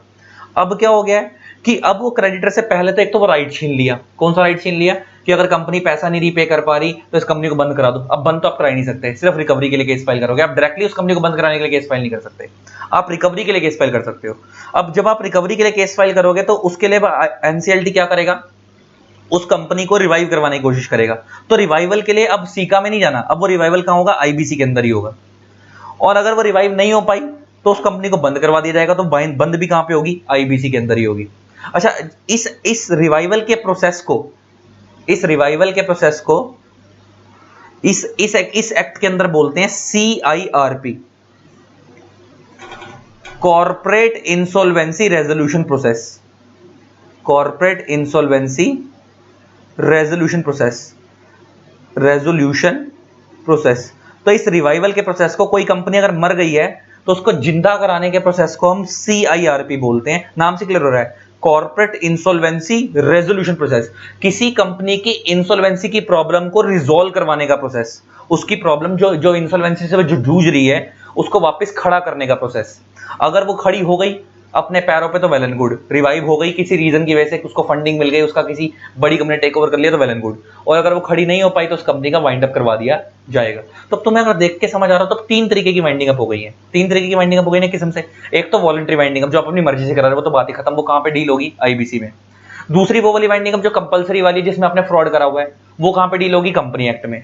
तीसरी वो वाली वाइंडिंग अप जो वॉलंटरी भी नहीं है, कंपलसरी वाली कैटेगरी भी नहीं है, वो वाली कैटेगरी है कि कंपनी कर्जा नहीं चुका पा रही, तो वो आईबीसी में आई थी रिकवरी के लिए, कि उसके ऊपर रिकवरी का केस फाइल किया गया था, और वो उससे अगर पैसा रिकवर नहीं हो पा रहा और वो रिवाइव नहीं हो पा रही तो उसको बंद करवाया जाएगा। तो ये तीसरी कैटेगरी हुई वाइंडिंग वाली, कि जो रिवाइवल की कैटेगरी में आई थी लेकिन रिवाइव नहीं हो पाई तो बंद हो रही है। तो ये वाली वाइंडिंग अप कहां होगी? आईबीसी में। ये वाली वाइंडिंग अप कहां होगी? आईबीसी में। तो तीन कैटेगरी बन गई अब वाइंडिंग अप की। आज भी तुम लोगों के मुंह से दो ही सुनोगे, लेकिन ये तीसरी कैटेगरी जो लॉ पढ़ के एनालाइज होती है वो होती है। तो तीन कैटेगरी क्या है? एक तो हो गई वॉलंटरी, जब आपकी कंपनी पूरी सॉल्वेंट है और अपने आप को बंद कराना चाहती है, तो वो वॉलंटरी वाइंडिंग अप कहां पे होगी? आईबीसी में। एक हो गई आपने कोई फ्रॉड कर रखा है और आपने कुछ गलत काम करा है और अब आपके अगेंस्ट एक्शन लेके आपकी कंपनी को बंद कराया जा रहा है, वो कहां होगी? कंपनी एक्ट में। तीसरी वो वाली हो गई कि आपकी कंपनी बुरे हालातों में चल रही है और आपकी कंपनी अपने आप को बंद नहीं कराना चाहती, लेकिन उसके हालात इतने बुरे हैं कि कुछ करना पड़ेगा उसका, तो रिवाइवल करवाने के लिए वो कहां गई है? आईबीसी में। और रिवाइव हो गई तो वेल एंड गुड, रिवाइव मतलब जिंदा हो गई, खड़ी हो गई अपने पैरों पर तो वेल एंड गुड, और नहीं खड़ी हो पाई तो उसको बंद भी कहां कराया जाएगा? आईबीसी में। तो ये कहां होगी? आईबीसी में। तो आईबीसी में दो वाइंडिंग अप कवर होंगी, एक जो रिवाइवल के लिए गई थी और रिवाइव नहीं हो पाई तो बंद हो रही है, वो आईबीसी से होगी। एक वो जो वॉलंटरी बंद होने गई थी वो भी आईबीसी से होगी। लेकिन अगर फ्रॉड वाला केस है तो वो कहां से होगी? कंपनी एक्ट से होगी बाइंडिंग अप। तो अब क्या हो गया? तो इसका मतलब ये एक रूल है। तो इसकी वजह से क्या हुआ कि अब सीका एक्ट को अबॉलिश कर दिया। अब ये एक्ट इंडिया में क्या हो चुका है? अबॉलिश। इसका लॉजिक समझ आ गया? अब इसकी कोई सेंस ही नहीं है कि पहले रिवाइव करवाने के लिए सीका में जाओ, उसके बाद अगर रिवाइव नहीं हो पा रही तो बंद कराने के लिए कहां जाओ? कंपनी एक्ट में। अब तो इन्होंने सारा एक ही ये प्रोविजन भी सारे के सारे उठाकर कहां डाल दिए? आईबीसी में। कि अगर वो कंपनी को, आप पहली बात की क्रेडिटर उसको बंद कराने के लिए केस नहीं करेगा, रिवाइवल के लिए केस करेगा। और अपने पैसे की रिकवरी के लिए केस करेगा, तो रिकवरी के लिए केस कहाँ होगा? आईबीसी में। और रिवाइवल के लिए भी केस कहाँ होगा? आईबीसी में। और अगर कंपनी रिवाइव नहीं हो पाई तो बंद भी कहाँ होगी? आईबीसी में। तो वो सारे के सारे प्रोविजन कहाँ गए? आईबीसी में। इसका ना तुम सोचो एक ये भी एक दूसरा इंपैक्ट आईबीसी का। तो मैंने क्या बोला था? IBC is a consolidating law. तो और मैंने तुम्हें बताया था कंसोलिडेटिंग लॉ का मतलब क्या है कि इस आईबीसी आने की वजह से कुछ लॉ अबॉलिश ही हो गए हैं, पूरे के पूरे खत्म हो गए हैं, और कुछ लॉ ऐसे हैं जो अबॉलिश नहीं हुए हैं लेकिन अमेंड हो गए हैं। जैसे इसमें हमने बेस्ट एग्जांपल देखा, सीका एक्ट पूरा अबॉलिश हो गया, कंपनी एक्ट अबॉलिश नहीं हुआ लेकिन कंपनी एक्ट में से वॉलंटरी वाइंडिंग अप के प्रोविजन ओमिट हो गए हैं, और कंपलसरी के आज भी कहां है? कंपनी एक्ट में ही है, और कुछ कुछ जगहों पे कंपनी एक्ट में अमेंडमेंट आई है। तो ये दूसरा रीजन था, ये रीजन 2 था इंसॉल्वेंसी बैंकरप्सी कोड को लाने का। पक्का समझ आ गया? और आगे बढ़ते हैं, और रीजन समझें। अब आते हैं रीजन 3। रीजन 3 हमारे इंडिया के अंदर ना, हमारे इंडिया के अंदर मैं लिखवाता हूं, कुछ एक्ट हैं हमारे इंडिया में, कुछ एक्ट थे। जैसे एक एक्ट था, टोटल में ना 11 लॉस पे फर्क पड़ा है। कितने लॉ पे फर्क पड़ा है? 11 पे। जैसे अभी मैंने तुम्हारे को बताया कंपनीज के लिए कंपनी एक्ट था वगैरह, वो सब तो मैंने बता ही दिया। अब हम बात करते हैं एलएलपी की, लिमिटेड लाइबिलिटी पार्टनरशिप। इसके लिए भी क्या था इंडिया में? LLP act. तो एलएलपी एक्ट 2008 ये आज भी है, ये अबॉलिश नहीं हुआ। एलएलपी एक्ट 2008 अबॉलिश नहीं हुआ, ये आज भी है, लेकिन इसके अंदर जो वाइंडिंग अप के प्रोविजन थे, एलएलपी को बंद कराने के जो वाइंडिंग अप एंड डिसोल्यूशन के जो प्रोविजन थे, डिसोल्यूशन के जो प्रोविजन थे वो कहां ट्रांसफर हो गए हैं? वो भी आईबीसी में। वो भी कहां ट्रांसफर हो गए हैं? आईबीसी में। इसका मतलब पहले कोई कंपनी बंद होती थी तो वो कंपनी एक्ट फॉलो करती थी, कोई एलएलपी बंद होती थी तो वो एलएलपी एक्ट फॉलो करती थी। तो इन्होंने क्या करा कि कंपनी हो या एलएलपी हो, सबको बंद कराने के लिए एक ही लॉ खड़ा कर दिया। कौन सा? LLP act.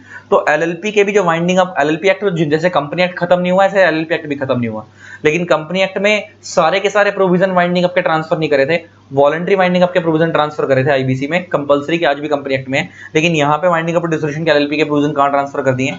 आईबीसी में।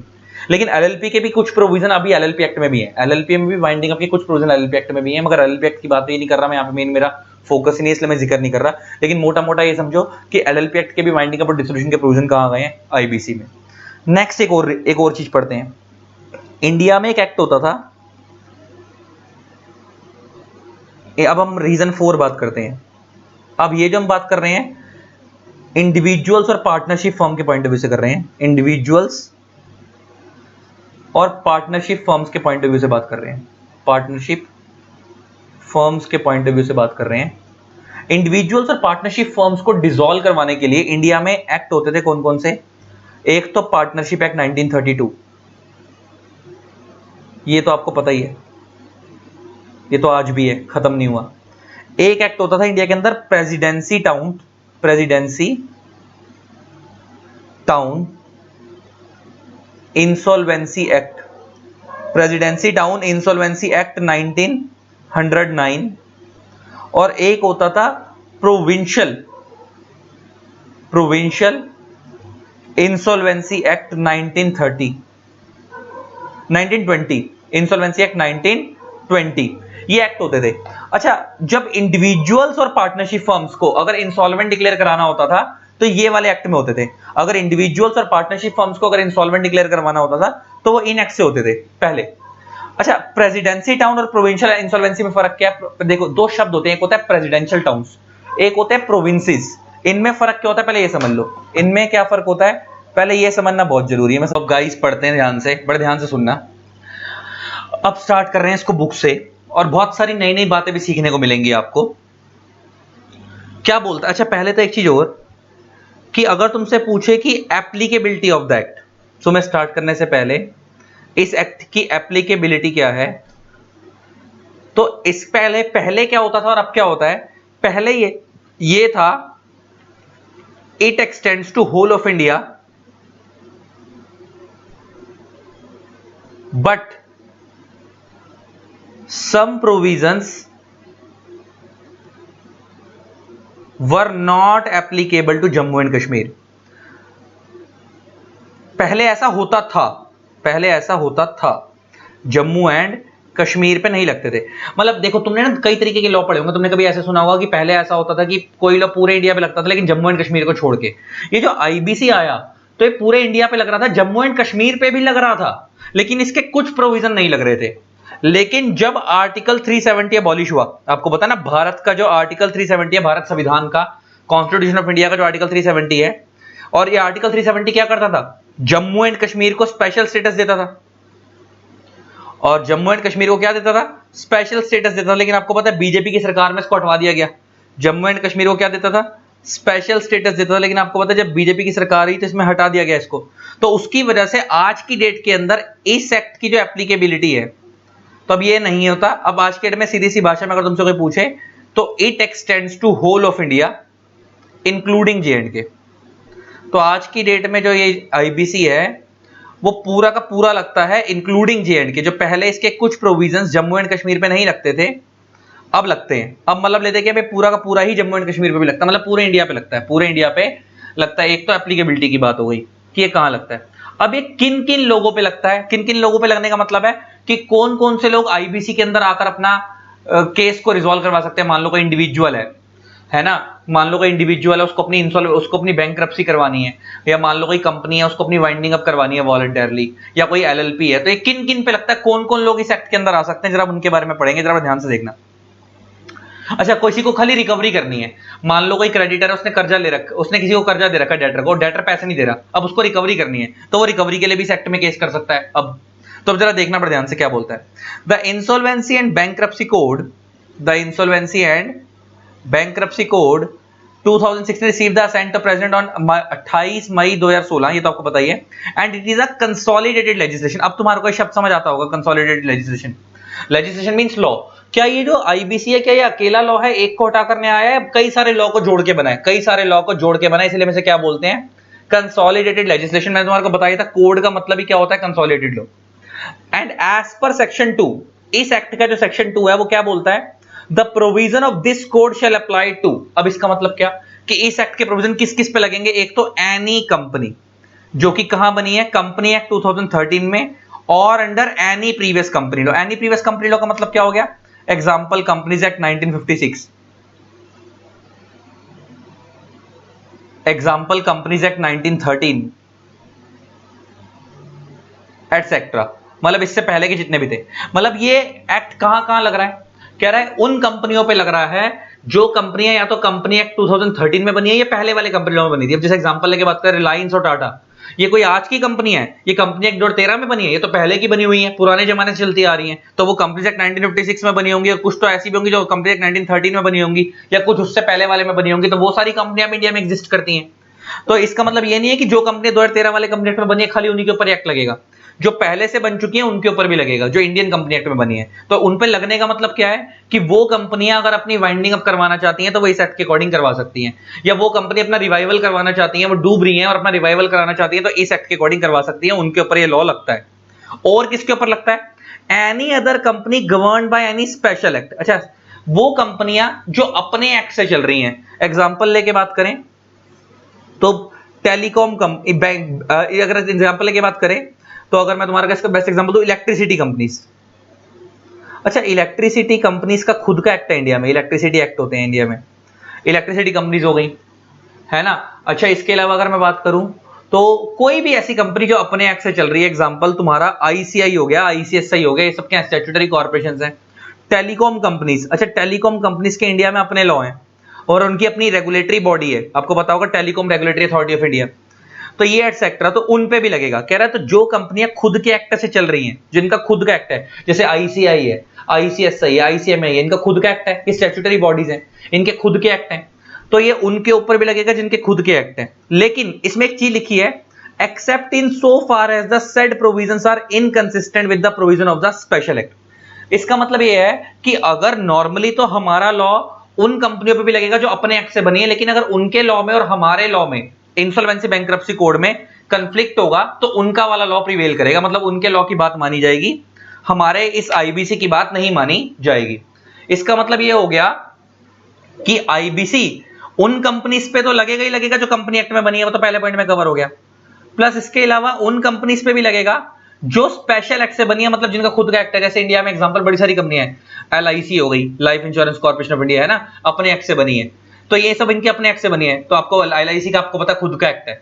तो जो कंपनी अपने एक्ट से, इलेक्ट्रिसिटी कंपनीज के खुद के एक्ट है, इलेक्ट्रिसिटी एक्ट है इंडिया के अंदर, तो इनके खुद के एक्ट है। तो कह रहा है जो कंपनियां स्पेशल एक्ट से रेगुलेट हो रही हैं उनके ऊपर भी ये लॉ लगेगा। लेकिन लेकिन लेकिन क्या बोल दिया उसने, तो इसके एग्जांपल में तो यहां पे लिख भी सकते हैं ना, एलआईसी वगैरह। अच्छा, मैं बैंकिंग कंपनीज क्यों नहीं लिख रहा, ऐसे तो इंडिया में एसबीआई बैंक भी है, मगर उनके ऊपर ये नहीं लगता। वो नीचे की तरफ पढ़ाऊंगा तुम्हारे को कि बैंकिंग कंपनीज वगैरह पे ये लॉ नहीं लगता, है ना, बैंकिंग कंपनीज पे, है ना। वैसे तो इंश्योरेंस पे भी नहीं लगता, सच्चाई तो ये है कि इंश्योरेंस पे भी नहीं लगता, लेकिन ये कहां लग रहा है और ऊपर वाले में नीचे वाले में फर्क क्या मैं तुम्हें समझाता हूं। इसके अंदर बैंकिंग, ऊपर बैंकिंग कंपनी सब आएंगी, ये आएंगी, इसका मतलब क्या मैं तुम्हें समझाता हूं। यहां पे बैंकिंग और इंश्योरेंस सब आएंगी, मैं तुम्हें ऊपर, अगर ऊपर की बात करूं तो तुम कंफ्यूज मत हो जाना। जैसे यहां पे मैंने लिखा company governed by any special act, तो इसके अंदर एलआईसी भी आ सकती है, इसके अंदर बैंकिंग कंपनीज भी आ सकती हैं। मैं तुम्हें समझाता हूं कि ये कब लगता है और कब नहीं लगता, कब लगता है और कब नहीं लगता। बच्चा बोलेगा सर अभी तुम्हारे को बताता हूं, नीचे की तरफ लिखा हुआ है कि बैंकिंग कंपनीज पे एक्ट नहीं लगता और आप ऊपर लिखवा रहे हो कि बैंकिंग पे लगता है। ये कब लगता है और कब नहीं लगता, मैं पहले ये समझा देता हूं, पहले ये समझो। मैंने तुम्हारे को ये बताया कि ये उन कंपनीज पे लगेगा जो स्पेशल एक्ट से बनी है, जैसे एग्जांपल एलआईसी एक्ट से बनी है, कुछ इलेक्ट्रिसिटी कंपनी अपने एक्ट से बनी है, तुम्हारा आईसीआई हो गया, आईसीएसआई हो गया, आईसीएम हो गया, अपने एक्ट से बनी है, ये उन पे भी लगेगा। लेकिन अगर उनके एक्ट में और हमारे एक्ट में कंफ्लिक्ट होगा तो उनका वाला एक्ट प्रिवेल करेगा। मगर अब इसने एक चीज क्या लिखी हुई है, थोड़ा सा अगर इसको तुम, मैं इस वाले पॉइंट को अगर मैं नीचे से कनेक्टिविटी करूं, थोड़ा सा नीचे से, तो यहां पे इसने लिखा हुआ है कि the insolvency bankruptcy code is not applicable to finance sector. तो फाइनेंस सेक्टर की जो कंपनियां उन पे नहीं लगता। फाइनेंस सेक्टर में कौन कौन सी कंपनियां आती हैं, बैंक्स आते हैं, फाइनेंशियल इंस्टीट्यूशन आते हैं, इंश्योरेंस कंपनी आती हैं, उन पे नहीं लगेगा, म्यूचुअल फंड पे नहीं लगेगा। अब इसका मतलब क्या, कहां लगेगा कहां नहीं लगेगा, मैं जरा ध्यान सुनना, मैं तुम्हें क्या बताने जा रहा हूं। मान लो कोई बैंक है, ध्यान से सुनना, मान लो कोई कंपनी है एक्स लिमिटेड, अगर इस बैंक ने इस कंपनी को लोन दिया है 1 करोड़ रुपए का, मान लेते हैं लोन दिया है, तो बैंक कौन हो गया, क्रेडिटर, और कंपनी कौन हो गई, डेटर। अब मान लो ये कंपनी अनेबल टू पे हो गई, मान लो ये कंपनी इस पैसे को नहीं चुका पा रही, अनेबल टू पे हो गई, पैसे को नहीं चुका पा रही, तो बैंक इस कंपनी के ऊपर रिकवरी के लिए केस कर सकता है, यस कर सकता है, रिकवरी के लिए केस कर सकता है। अगर बैंक चाहे और कल को अगर ये कंपनी पैसा नहीं देगी, कल को अगर ये पैसा नहीं देगी कंपनी, तो अगर अनेबल टू पे हो गई तो इसका पहले तो क्या करवाया जाएगा, इसके ऊपर रिकवरी के लिए केस करेगा बैंक, और कल को फिर आपको पता है ये केस कहां होगा, आईबीसी में ही होगा। तो ये बैंक कर सकता है, ये अलाउड है इसको करना, तो आईबीसी में केस कर सकता है। और कल को अगर ये कंपनी पैसा नहीं देगी, अगर ये डेटर वाली कंपनी पैसा नहीं देगी, तो आईबीसी के अंदर आपको पता है फिर इसका रिवाइवल करवाने की कोशिश की जाएगी, और रिवाइवल नहीं हो, अगर रिवाइवल हो गया तो वेल एंड गुड, ताकि क्योंकि अगर कंपनी रिवाइव हो गई, बच गई, इसका कोई सोल्यूशन ढूंढा गया तो इसको पैसा मिल जाएगा। रिवाइव नहीं हो पाई तो वाइंड अप भी कहां पे होगी, आईबीसी के अंदर। मैंने तुम्हारे को ये बात पहले भी बताई थी, अभी थोड़ी देर पहले, कि कभी कोई क्रेडिटर अब डायरेक्टली उस कंपनी को बंद कराने के लिए केस नहीं कर सकता। अगर किसी क्रेडिटर ने किसी डेटर से पैसा लेना है तो वो इस एक्ट में डायरेक्टली रिकवरी के लिए केस नहीं कर सकता, वो उसके मतलब डायरेक्टली बंद कराने के लिए केस नहीं कर सकता, वो रिकवरी के लिए केस कर सकता है। अगर वो सामने वाली कंपनी, और रिकवरी के लिए केस कहां कर सकता है, आईबीसी में कर सकता है केस, अलाउड है। अगर वो पैसा रिकवर हो गया इस कंपनी से तो वेल एंड गुड, रिकवर नहीं होता तो और कंपनी के हालात बुरे हैं तो उस कंपनी को रिवाइवल करवाने की कोशिश की जा सकती है, और रिवाइव हो गए तो वेल एंड गुड, वरना वाइंड अप हो जाएगी आईबीसी में। इसका मतलब ये केस तो अलाउड है। लेकिन अगर उल्टा हो जाए, ये सिचुएशन अलाउड है, लेकिन उल्टा हो जाए, मान लो एक्स लिमिटेड कंपनी है, इसने बैंक को लोन दिया है, मतलब बैंक ने किसी कंपनी से लोन लिया, ऐसा भी तो हो सकता है, बैंक को भी तो पैसे की जरूरत पड़ती है कई बार। मान लो इस कंपनी ने बैंक को लोन दिया, इस कंपनी ने बैंक को लोन दिया, ठीक है, और इस कंपनी ने बैंक को लोन दिया, तो अब एक कंपनी क्रेडिटर हो गई, मान लो 10 करोड़ रुपए का लोन दिया, कितने का लोन दिया, मान लेते 10 करोड़ का लोन दिया, तो अब एक कंपनी क्रेडिटर हो गई और बैंक डेटर हो गया, बैंक डेटर हो गया, और मान लो बैंक अनेबल टू पे हो गया, बैंक इसको ये पैसा नहीं चुका रहा, बैंक अनेबल टू पे हो गया, बैंक इस कंपनी को पैसा नहीं चुका रहा, तो अब ये एक्स लिमिटेड इस बैंक के अगेंस्ट इस एक्ट में केस नहीं कर सकता, आईबीसी में केस नहीं कर सकता। लॉ बोलता है इस केस के अंदर जो बैंक के खुद के एक्ट हैं, आपको पता होगा ना इंडिया में बैंक्स के खुद के एक्ट हैं, इंडिया में बैंकिंग रेगुलेशन एक्ट है, इंडिया में बैंक्स के लिए कौन सा एक्ट है, बैंकिंग रेगुलेशन एक्ट है, प्लस कंपनी एक्ट तो हर जगह लगता ही है। तो आप इन एक्ट में केस करोगे, इसके ऊपर रिकवरी के लिए किस पे केस करोगे, क्योंकि बैंक इंडिया में कंपनीज की फॉर्म में काम करते हैं, तो इनके लिए, क्योंकि इनका बैंकिंग रेगुलेशन एक्ट खुद का है, तो इनके लिए जो केस होगा वो इस एक्ट में होगा और कंपनी एक्ट में होगा, इनके लिए आईबीसी में केस नहीं होगा। तो ये जो यहां पे लिखा है ना कि नीचे की तरफ की ये कोड बैंक्स पे नहीं लगता है, बैंक को कवर नहीं करता, इंश्योरेंस कंपनी को कवर नहीं करता, इसका मतलब ये है कि ये लोग क्रेडिटर नहीं बन सकते इस एक्ट के अंदर, सॉरी डेटर नहीं बन सकते इस एक्ट के अंदर, मगर क्रेडिटर की कैटेगरी में आ सकते हैं। इसका मतलब अगर बैंक क्रेडिटर है और उसने आपको पैसा दिया है अल्टीमेटली, क्योंकि ये तो ये जो एक्ट लाया गया था सबसे पैसा तो सहूलियत बैंकों को दिलवाने के लिए लेके आया गया था, क्योंकि यहां पे तो बैंक खाली रिकवरी के लिए केस फाइल कर रहा है ना, कि केस तो आपके ऊपर हो रहा है, सामने वाली कंपनी पे हो रहा है। तो ये देखा जाता है कि सामने वाली कंपनी कौन सी है। अगर सामने वाला जो डेटर है वो नॉर्मल कंपनी है एज पर कंपनी एक्ट, तो उसके ऊपर ये बैंक केस कर सकता है, उसके ऊपर ये बैंक केस कर सकता है। ठीक है, तो बैंक को केस करना अलाउड है। लेकिन अगर बैंक खुद डेटर है तो आप बैंक के ऊपर केस नहीं कर सकते इस एक्ट के अंदर, आपको अलाउड नहीं है। उसके लिए आप अलग एक्ट है इंडिया के अंदर जो बैंक्स के खुद के एक्ट हैं। सेम ऐसे इंश्योरेंस कंपनीज के इंडिया में खुद एक्ट है, insurance act, insurance regulatory development authority act, तो उनके खुद के एक्ट है, तो उसमें केस करोगे। तो अब तुम्हें एक चीज कनेक्टिविटी समझ आई हो ऊपर वाले से नीचे वाले से। तो ऊपर जो मैं बोल रहा था कि any other company governed by special act का मतलब क्या, एलआईसी हो गई बैंकिंग कंपनी, यहां मैं कवर कर रहा हूं, यहां मैं कवर नहीं कर रहा। इसका मतलब क्या है कि बैंकिंग कंपनी, एलआईसी कंपनियां क्रेडिटर हो सकती हैं, वो इस एक्ट में आकर केस कर सकती हैं। लेकिन अगर वो डेटर है, वो क्रेडिटर नहीं है, वो डेटर है, और कोई दूसरा बंदा इनके ऊपर केस करना चाहता है बैंकिंग कंपनी, इंश्योरेंस कंपनी, तो वो इस एक्ट में केस नहीं कर सकता, क्योंकि वो नीचे मना करा गया, वो यहां पे मना करा गया। समझ आ गई बात? तो ऊपर से नीचे की एक्टिविटी समझे, तो मैंने इन दोनों को ना लिंक कर दिया, इस वाले पॉइंट को इस वाले पॉइंट से लिंक कर दिया, और एग्जांपल देके समझा दिया कि ये वाला केस अलाउड है एंड ये वाला केस नॉट अलाउड है इस एक्ट के अंदर। इसका मतलब अगर आपकी नॉर्मल कंपनी है और आपने बैंक से लोन लिया है, और आप बैंक का लो, जैसे आपकी एक्स लिमिटेड है और आपने बैंक से लोन लिया, तो बैंक क्रेडिटर हो गया और आप नहीं चुका पा रहे, तो बैंक आप पे केस कर सकता है इस एक्ट के अंदर, उसको रिकवरी करने का अधिकार है इस एक्ट में। लेकिन अगर आपने बैंक को लोन दिया है और आप क्रेडिटर और आपने बैंक को लोन दिया, तो और बैंक आपका पैसा नहीं दे रहा, तो आप अपनी रिकवरी के लिए आईबीसी में केस नहीं करोगे। रिकवरी के लिए आप उसके ऊपर जो केस करोगे वो कंपनी एक्ट में करोगे, और उनके खुद के जो एक्ट हैं जो बैंक्स को इंडिया में रेगुलेट करते हैं उन पे करोगे। सेम ऐसे इंश्योरेंस कंपनी की जो खुद के एक्ट, अगर किसी इंश्योरेंस कंपनी पे आपको केस करना है तो आप उनके एक्ट के अकॉर्डिंग करोगे। तो समझ आ गई बात? तो उनके ऊपर क्योंकि उनका लॉ लगता है, तो ये बात समझ आ गई। तो ऊपर वाले कनेक्टिविटी, तो नॉर्मली वो क्या कह रहा है कि पहला तो अब हम एप्लीकेबिलिटी पढ़ रहे थे कि एक्ट किस पे लगेगा, उन कंपनीज पे लगेगा जो कंपनी एक्ट में बनी है, भले इस वाले बनी है पहले वाली में, और उन कंपनियों पे भी लगेगा जो स्पेशल एक्ट से बनी है। एग्जांपल एलआईसी कंपनी हो गई, बैंकिंग कंपनी हो गई, हाउसिंग फाइनेंस कंपनी हो गई। मगर ये किस पॉइंट पे से बात हो रही है? अगर ये क्रेडिटर है, अगर ये क्रेडिटर है तो ये इस एक्ट में केस कर सकती है, लगेगा। लेकिन इसमें भी इसने आगे चीज बोल दी, except in so far as the set provision are inconsistent. Inconsistent का मतलब होता है कंट्राडिक्टरी, इनकंसिस्टेंट का मतलब होता है कंट्राडिक्टरी। लेकिन अगर आईबीसी में और उनके एक्ट में कंफ्लिक्ट होगा तो उनका वाला एक्ट प्रिवेल करेगा। मान लो अगर बैंकिंग रेगुलेशन एक्ट में रिकवरी के लिए अलग प्रोविजन दिए हुए हैं, बढ़िया प्रोविजन, और आईबीसी में भी अलग प्रोविजन दिए हुए हैं, और दोनों प्रोविजन अलग हैं, तो उस केस में बैंकिंग रेगुलेशन एक्ट की बात मानी जाएगी बैंकिंग कंपनी के पॉइंट ऑफ व्यू से, और आईबीसी की बात नहीं मानी जाएगी। इसका मतलब जो तुम्हारे को मैंने ये वाला केस समझाया, ये वाला केस, इसमें मैंने तुम्हारे को बताया कि आईबीसी में केस करना अलाउड है, लेकिन ये सिर्फ तब अलाउड है कि अगर ये बैंक का जो कि मैटर है वो एक बैंकिंग रेगुलेशन एक्ट से कंट्राडिक्टरी में नहीं जा रहा, इनके खुद के जो एक्ट हैं उससे कंट्राडिक्शन में नहीं जा रहा। बैंक्स के लिए इंडिया बैंक रेगुलेशन एक्ट है, इसमें और इसमें अगर कंट्राडिक्शन हो गई आईबीसी में और बैंकिंग रेगुलेशन एक्ट में, तो बैंकिंग एक्ट प्रिवेल करेगा, बैंकिंग एक्ट ओवरराइड करेगा, मतलब प्रिवेल करेगा। तो हमने क्या सम अप समझा?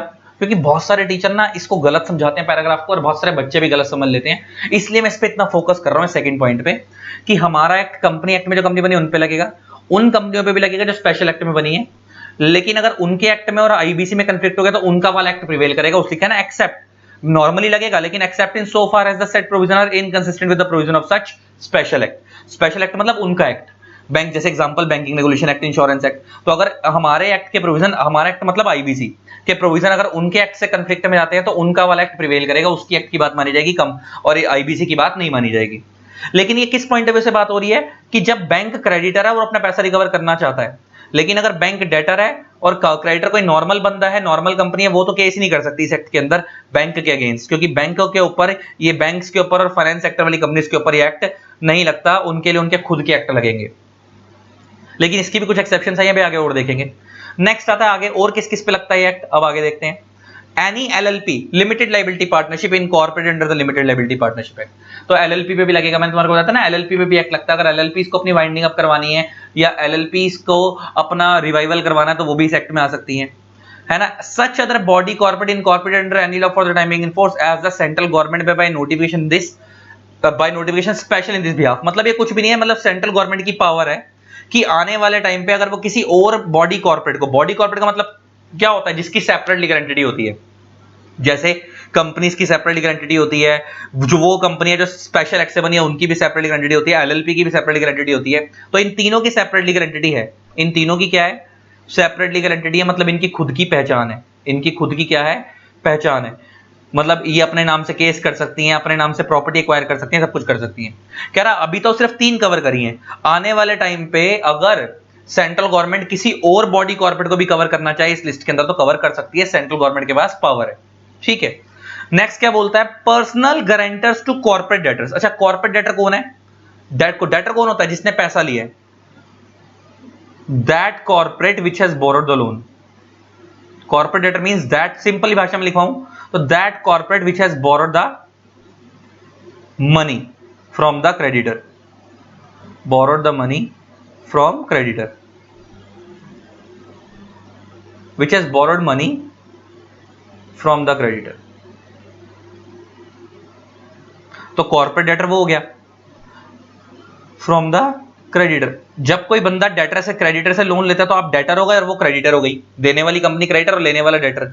वो जो उनके गारंटर हैं, जो उनके गारंटर हैं उन पे भी लगेगा। ये पहले नहीं होता था, अमेंडमेंट आई है, गारंटर्स को अब कवर करा है। मतलब क्या, मैं तुम्हें समझाता हूं इसका मतलब क्या, समझाता हूं। पर्सनल गारंटर, मान लो एक बैंक है, मान लो एक कंपनी है एक्स लिमिटेड, अगर बैंक ने इस कंपनी को 1 करोड़ रुपए का लोन दिया है मान लो, तो बैंक हो गया क्रेडिटर और एक्स लिमिटेड हो गई कॉर्पोरेट डेटर। एक्स लिमिटेड कौन हो गई, कॉर्पोरेट डेटर। इसको हम बोलेंगे कॉर्पोरेट डेटर, इसने कर्जा लिया है, बैंक ने दिया है। अच्छा, बैंक कहता है कि भाई एक काम करो कि तुम श्योरिटी दिलवा दो, किसी की गारंटी दिलवा दो कि कल को अगर तुम अनेबल टू पे होगा तो तुम नहीं दोगे तो किसी और से दिलवा देंगे।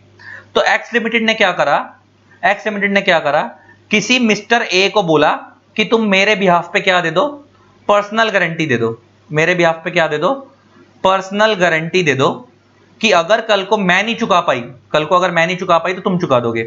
तो ये पर्सनल गारंटी अगर दे रहा है तो ये ए कौन हो गया, गारंटर हो गया। कौन हो गया, गारंटर। तो मान लो अगर इसे पर्सनल गारंटी दे रहा, गारंटर हो गया। तो ए ने इसको गारंटी दे दी कि हां भाई कल को तो इसको 1 करोड़ का लोन दे दे, कल को अगर ये नहीं चुका पाई कंपनी तो मैं चुका दूंगा। कौन कह रहा है, ए कह रहा है। तो अब ऐसे केस में बैंक को अगर मान लो ये कंपनी अनएबल टू पे होती है, अनएबल टू पे होती है, अगर ये कंपनी नहीं देती, तो बैंक इसके ऊपर तो केस कर ही सकता है, इस पे तो केस करेगा इस एक्ट के अंदर, उसको इस पे तो वो केस कर ही सकता है ईबीसी में। तो अब वो ये नहीं दे रहा तो वो इस पे जाएगा बैंक कि हाँ भाई तूने गारंटी दी थी। अगर मान लो ये भी अनेबल टू पे हो जाता है और ये कहता है मैं भी नहीं दे रहा, ये भी अनेबल टू पे हो जाता है, तो बैंक अब इसके ऊपर भी केस कर सकता है आईबीसी के अंदर। ये पहले अलाउड नहीं था, पहले गारंटर्स के ऊपर केस करना अलाउड नहीं था इस एक्ट के अंदर, खाली डेटर पे केस करना अलाउड था। लेकिन अब गारंटर को भी लपेट दिया। तो तुम सोच समझ के किसी की जिम्मेवारी भरना, ये चीज याद रखना, आगे से सोच समझ के किसी की जिम्मेवारी भरना, ऐसा नहीं मुंह उठा के किसी की भी गारंटी दे दी, बैंक तुम्हारे को लपेट देगा। तो ले देके बैंकर किस किस को फंसा रहा है इस एक्ट के अंदर, जो डेटर है उसके ऊपर तो बैंक केस कर ही सकता है। अगर उस डेटर के फेवर में किसी ने पर्सनल गारंटी दी थी तो बैंक उसको भी लपेट सकता है, उसके ऊपर भी केस कर सकता है। जैसे यहाँ पे ए ने दिया है तो क्रेडिटर जो है वो उसके ऊपर भी केस कर सकता है, गारंटर पे भी इस एक्ट में केस कर सकता है रिकवरी के लिए कि भाई वो डेटर नहीं दे रहा तो तू दे, वो तू दे। जैसे लिखना personal guarantor to corporate debtor means जो कॉर्पोरेट डेटर्स के जो पर्सनल गारंटर हैं, जिन्होंने गारंटी दी थी, ये कॉर्पोरेट डेटर के पर्सनल गारंटर हो गए। जिन्होंने गारंटी किसको दी होगी, क्रेडिटर को, कि भाई हाँ इसका पैसा हम चुका देंगे, तो बैंक इनके ऊपर भी केस कर सकता है। नेक्स्ट आता है partnership firms and proprietorship firms. ये तो तुम्हें पता ही है कि एक्ट और कहां का लग रहा है, partnership firms and proprietorship firm पे भी लग रहा है। मतलब अगर आपकी पार्टनरशिप फर्म और अपनी पार्टनरशिप फर्म को आप डिसॉल्व करवाना चाहते हो या रिवाइवल करवाना चाहते हो, या आपकी प्रोप्राइटरशिप फर्म उसको बंद करवाना चाहते हो, तो भी आप इस एक्ट की हेल्प ले सकते हो। इसके अलावा individuals other than person refer to in clause E, clause E ये वाला हो गया। अच्छा, गारंटर्स को छोड़कर और कौन से इंडिविजुअल हो गए, तुम्हारे मेरे जैसे लोग। तुम्हारे मेरे जैसे लोग अगर अपने आप को बैंकरप्ट करवाना चाहते हैं तो हम लोग भी इस एक्ट के अंदर आकर अपने आप को बैंकरप्ट करवा सकते हैं। तो हम लोग कोई गारंटर नहीं है। देखो यहां तो ये बंदा गारंटर है, तो ये है तो ये भी इंडिविजुअली, तो कह रहा है ये वाले इंडिविजुअल्स तो ऊपर कवर हो गए ना, तो ये भी इंडिविजुअली है, तो कह रहा है ये तो है ही। इसके अलावा वो लोग जो अपनी कैपेसिटी में गारंटी, मतलब जो नॉर्मल, जैसे मैं हूं, मान लो मैंने किसी को गारंटी दी, मैंने नॉर्मल किसी को लोन दिया था, मान लो मिस्टर ए ने मिस्टर बी को लोन दिया था, नॉर्मल लोन की बात हो रही है। मान लो मिस्टर ए ने मिस्टर बी को लोन दिया था, ये तो नॉर्मल लोन की बात हो गई ना। मान लो 10 लाख रुपए का लोन दिया था, अगर ये भी, तो ये क्रेडिटर हो गया। 10 लाख का नहीं करते, 1 करोड़ का। अभी 1 करोड़ क्यों लिख रहा हूं, अभी आगे समझाऊंगा। ये क्रेडिटर हो गया और ये डेटर हो गया, क्योंकि ये एक्ट ना छोटे केसों पे नहीं लगता, बड़े केसों पे लगता है। इस एक्ट में लिखा हुआ है कि आप सिर्फ तभी केस कर सकते हो अगर आप डिफॉल्ट का अमाउंट 1 करोड़ रुपए तक का है तो। इस एक्ट में आप तभी केस कर सकते हो अगर मिनिमम डिफॉल्ट का अमाउंट 1 करोड़ है तो। मतलब अगर मान लो आपने किसी को 10 करोड़ का लोन दिया है और वो आपका पैसा 10 लाख रुपए का लोन दिया है, अगर वो आपका पैसा नहीं दे रहा तो आप इस एक्ट में केस नहीं कर सकते, आईबीसी में केस नहीं कर सकते। आईबीसी में अगर आपने किसी से रिकवरी करनी है तो कम से कम 1 करोड़ रुपए का अमाउंट होगा, आप तभी रिकवरी कर सकते हो। हालांकि अभी कुछ एक्सेप्शन बताऊंगा आगे जाके, लेकिन नॉर्मली अब लिमिट 1 करोड़ है कि अगर क्रेडिटर ने डेटर को लोन दिया है तो कम से कम 1 करोड़ रुपए का अगर लोन है तो ही वो इस एक्ट में केस कर सकता है बंदा, वो तभी इस एक्ट में केस कर सकता है। तो पहले ये लिमिट 1 लाख हुआ करती थी, अब 1 करोड़ हो गई है। तो क्योंकि इस एक्ट के ऊपर बर्डन बहुत आ रहा था, अगर किसी ने मान लो 1 लाख का लोन लिया, 2 लाख का लोन दिया, हर बंदा मुंह उठा के आईबीसी में केस करने आ रहा था रिकवरी के लिए, तो बर्डन पड़ गया था एनसीएलटी पे, डेट रिकवरी ट्रिब्यूनल पे। अभी आगे बताऊंगा डेट रिकवरी ट्रिब्यूनल क्या है। जो मतलब जितने भी कोर्ट वगैरह थे इस एक्ट के अंदर, उन सब पे बर्डन पड़ गया था बहुत ज्यादा। तो अब ये बोल दिया गया कि इस एक्ट में आईबीसी में सारे केस नहीं आएंगे, सिर्फ तब आएंगे अगर डिफॉल्ट का अमाउंट 1 करोड़ है मिनिमम, तभी आप इस एक्ट में केस कर सकते हो। मतलब अगर क्रेडिटर ने डेटर से 1 करोड़ रुपए कम से कम लेना है तभी आप इस एक्ट में आके केस कर सकते हो, वरना आप नॉर्मल सिविल कोर्ट में जाके केस करो या नॉर्मल जगह पे केस करो, आप इस एक्ट में आके केस नहीं कर सकते। समझ आ गई बात। तो इस एक्ट में आके केस कब कर सकते हो, अगर मिनिमम डिफॉल्ट का अमाउंट कितना है, 1 करोड़ है तभी। तो इसलिए मैंने यहाँ पे 1 करोड़ लिखा। मान लो क्रेडिटर ने डेटर को 1 करोड़ का लोन दिया, अब ये भी इंडिविजुअल है और ये भी इंडिविजुअल है, और मान लो अब ये बंदा अनएबल टू पे हो गया, तो ये क्रेडिटर इसके अगेंस्ट केस कर सकता है इस एक्ट के अंदर, आईबीसी में केस करना चाहे तो कर सकता है, अलाउड है। क्यों?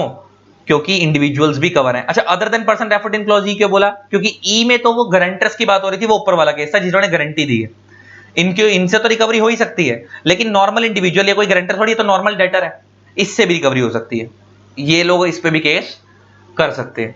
तो नॉर्मल इंडिविजुअल्स भी कवर है, गारंटर वाले इंडिविजुअल्स भी कवर है, तो सब कवर है। अच्छा, इस एक्ट में आप किस किस चीज के लिए केस कर सकते हो? इंसॉल्वेंसी के लिए केस कर सकते हो, बैंकरप्सी के लिए केस कर सकते हो, लिक्विडेशन के लिए केस कर सकते हो, और वॉलंटरी लिक्विडेशन के लिए केस कर सकते हो। चारों में फर्क समझ आता है तुम्हें? चारों शब्दों में फर्क समझ आता है? लिखा है ना आप इस एक्ट के अंदर, ये एक्ट किन किन लोगों पे अप्लाई होगा? इन लोगों पे अप्लाई होगा। किस चीज के लिए अप्लाई होगा? इंसॉल्वेंसी के लिए, लिक्विडेशन के लिए, वॉलंटरी लिक्विडेशन के लिए और बैंकरप्सी के लिए। इन चारों में फर्क क्या है, मैं तुम्हारे को बताई भी थी बात लास्ट क्लास में कह रहा हूं, अभी थोड़ी देर पहले। जैसे एग्जांपल लेके बात करते हैं, मैंने तुम्हारे को बताया था ये 4 शब्द हैं यहाँ पे, पहले चारों शब्दों को लिख देता हूं। एक शब्द है इंसॉल्वेंसी, एक शब्द क्या है, एक शब्द है बैंकरप्सी, एक शब्द है लिक्विडेशन, ये थर्ड हो गया, और एक शब्द है वॉलंटरी लिक्विडेशन। 4 शब्द ने, इंसॉल्वेंसी, बैंकरप्सी, ये रहा, लिक्विडेशन, वॉलंटरी लिक्विडेशन। चारों में फर्क क्या है पहले ये समझ लो, चारों शब्दों में फर्क क्या है ये समझ लो। Voluntary liquidation.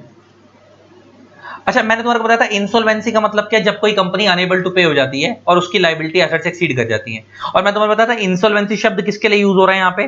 Company plus LLP के लिए इंसॉल्वेंसी शब्द यूज हो रहा है। बैंकरप्सी शब्द किसके लिए यूज हो रहा था? मैंने तुम्हारे को बताया था इंडिविजुअल्स प्लस पार्टनरशिप के लिए। जो यहां पे इंसॉल्वेंसी है वही यहां पे बैंकरप्सी है, लेकिन फर्क क्या बताया था मैंने तुम्हारे को? इंसॉल्वेंसी शब्द कंपनी और एलएलपी के लिए यूज हो रहा है।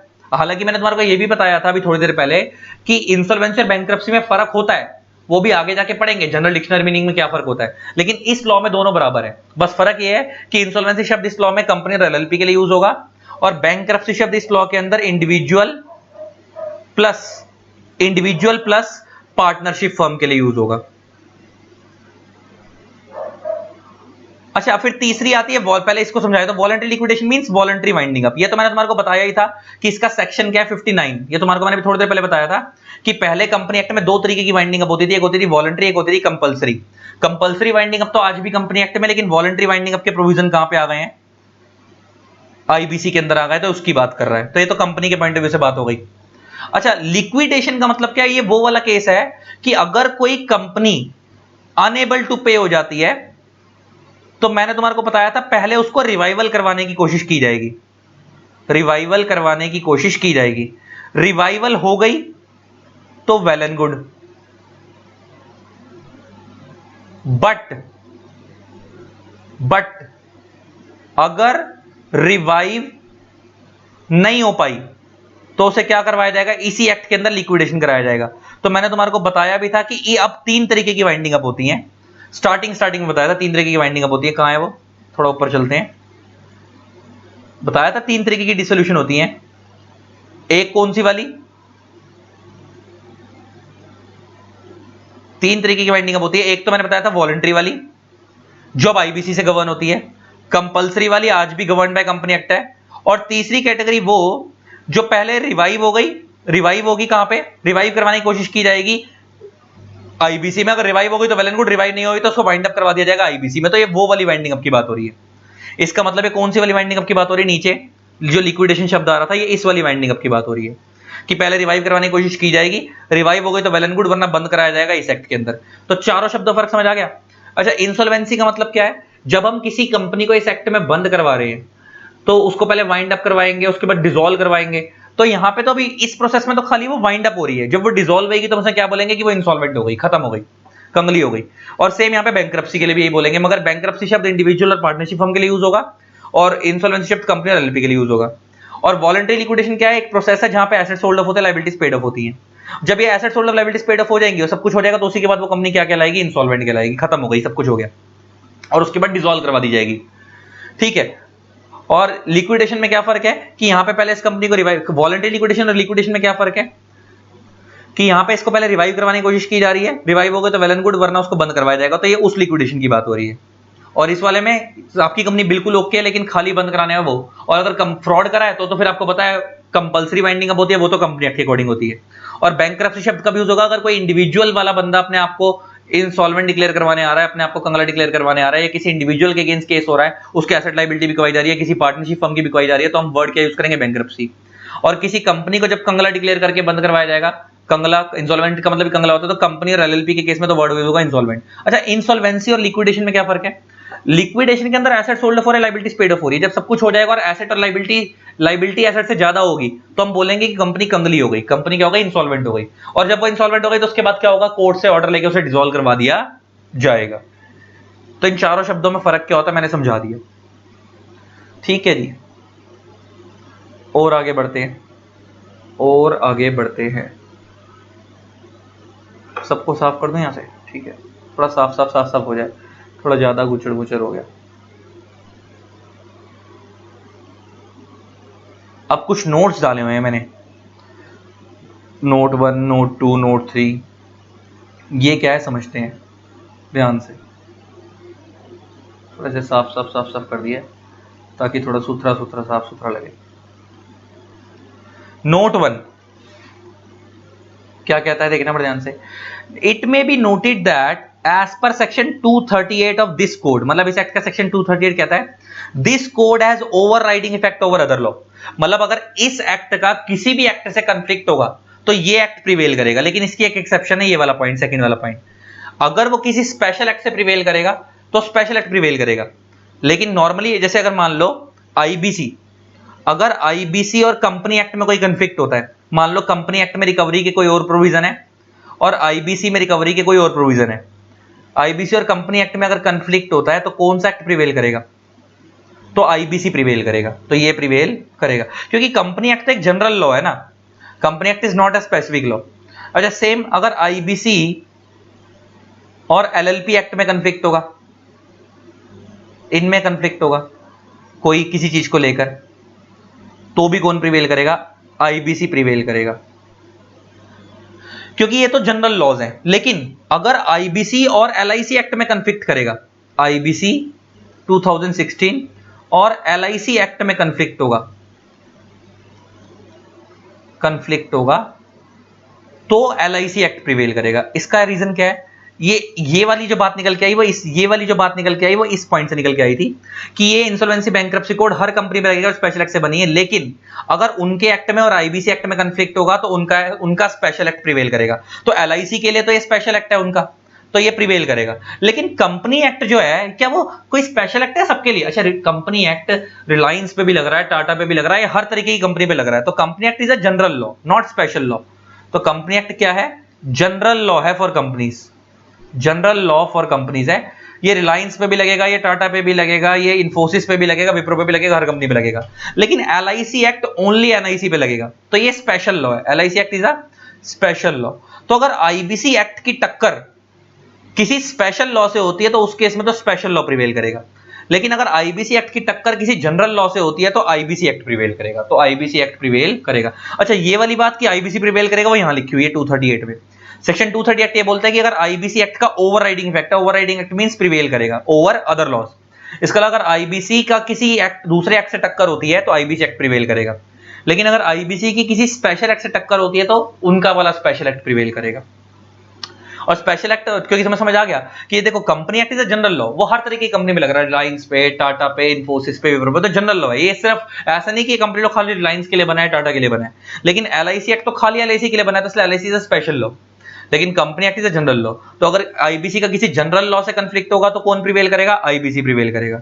लेकिन अगर आईबीसी का किसी स्पेशल एक्ट से कंफ्लिक्ट होगा तो उस केस में स्पेशल एक्ट प्रिवेल करेगा।